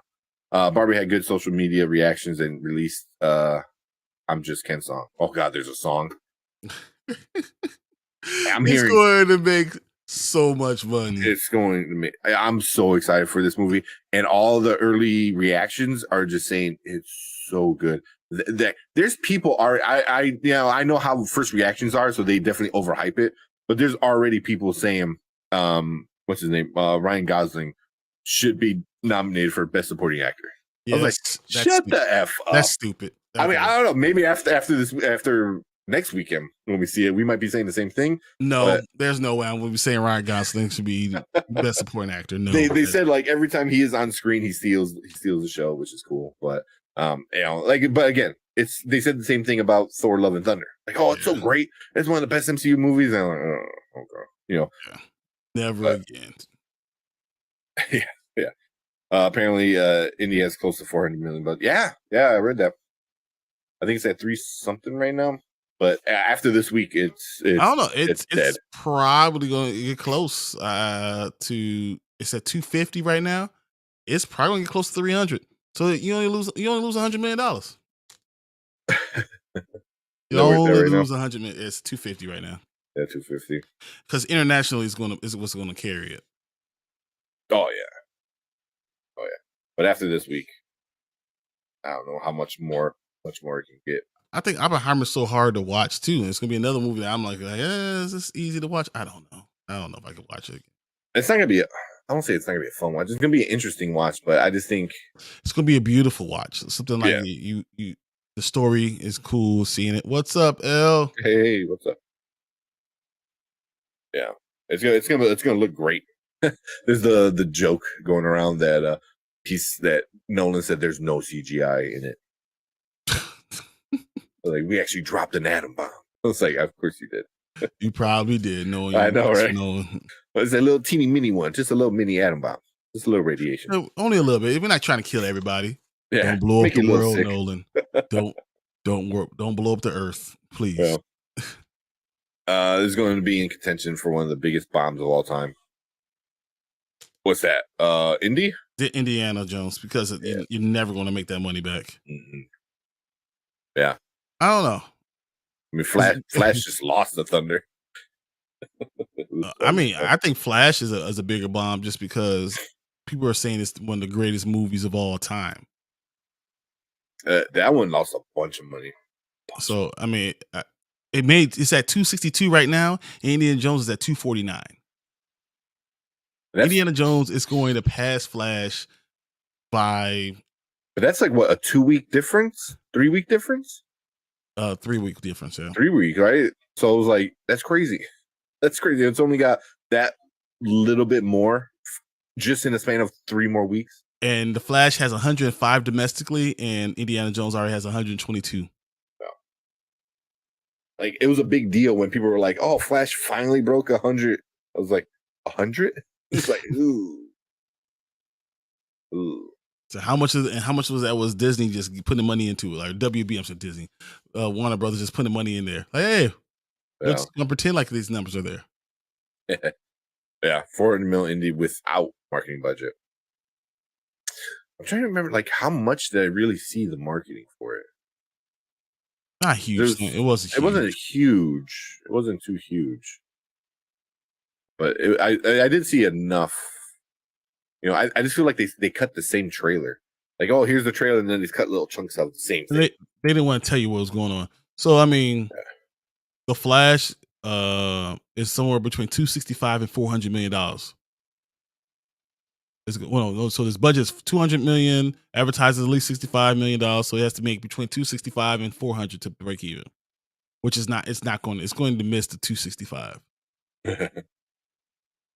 Domestically, right? Yeah. No. Overall? It's going to miss $265, period. Well, isn't it at 260 something right now, right? It's at, so you had 105, I think it's 262. So it nothing's surviving after Mission Impossible drops this weekend. I don't know.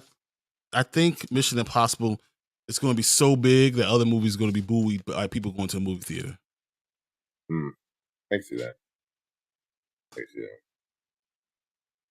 But yeah, all right, what trailer are we going to watch? Ooh, Napoleon. It just dropped today. People are saying it's amazing, and I haven't seen it yet. All right, I want to see it then. So yeah, let's watch it and we'll call it night, man. Cool. The only reason because I want to put it out early because if it is as popular as people are saying, it's smart. Put it out like tomorrow morning or something. I'm like, wait. I can't even hear it. Isn't Joaquin Phoenix? Yes. Joaquin Phoenix and what's her name?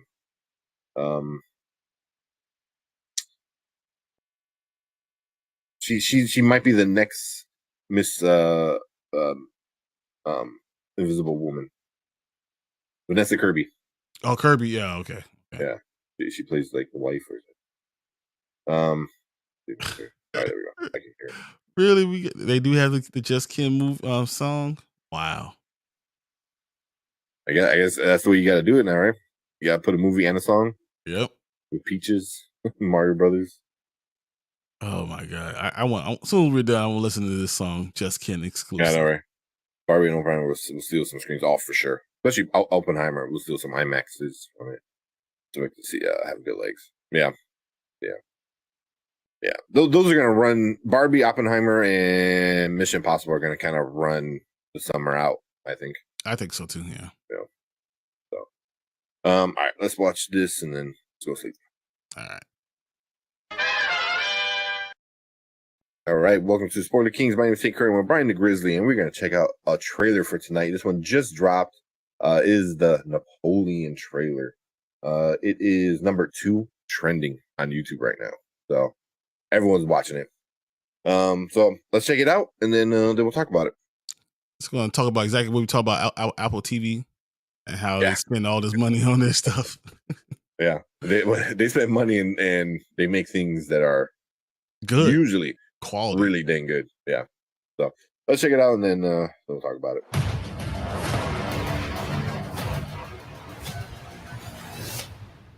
You can hear it, right? Yeah.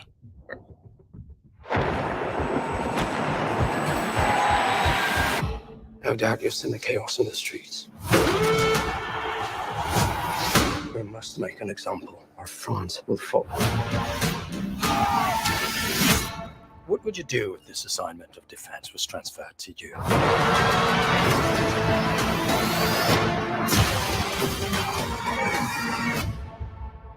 I promise you brilliant successes.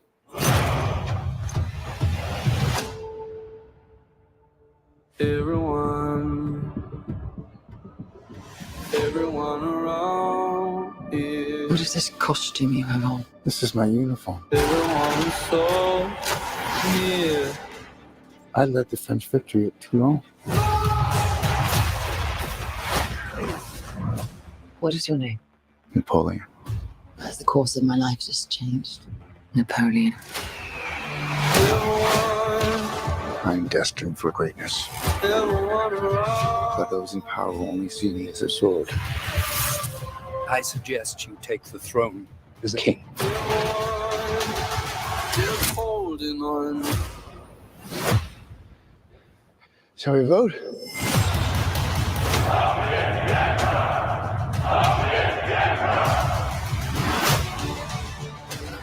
This vermin has held the world hostage with his egotism and his lack of simple good manners.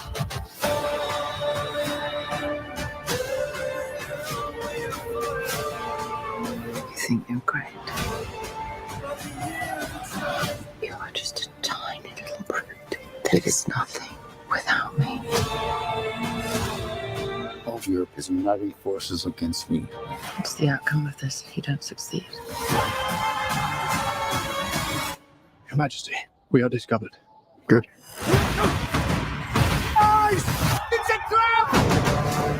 I'm the first to admit when I make a mistake.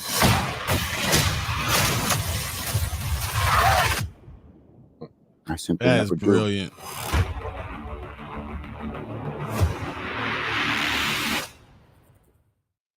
All right, Thanksgiving.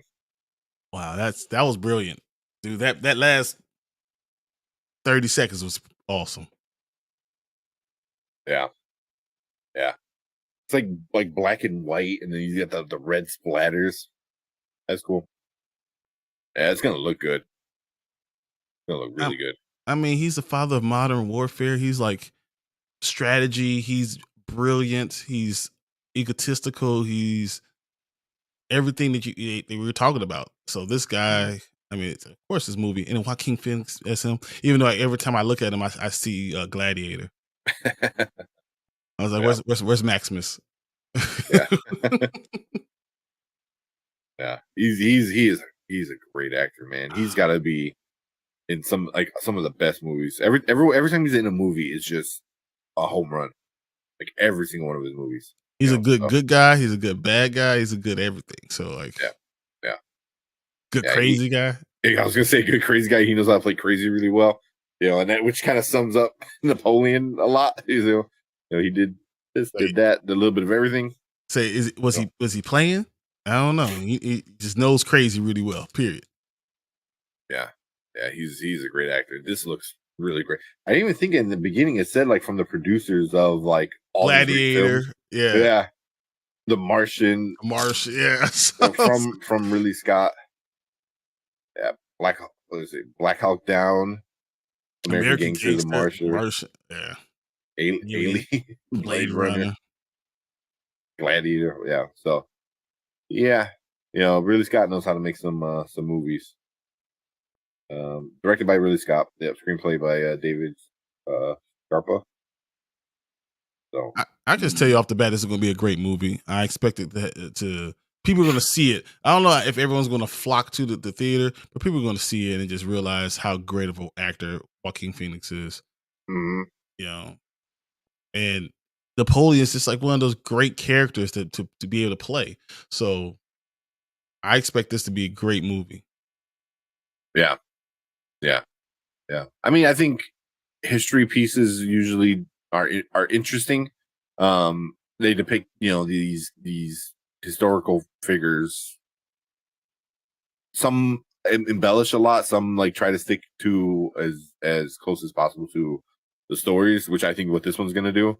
But yeah, it's gonna be interesting. Especially seeing like Oppenheimer is a historical piece, but it's so negative, new.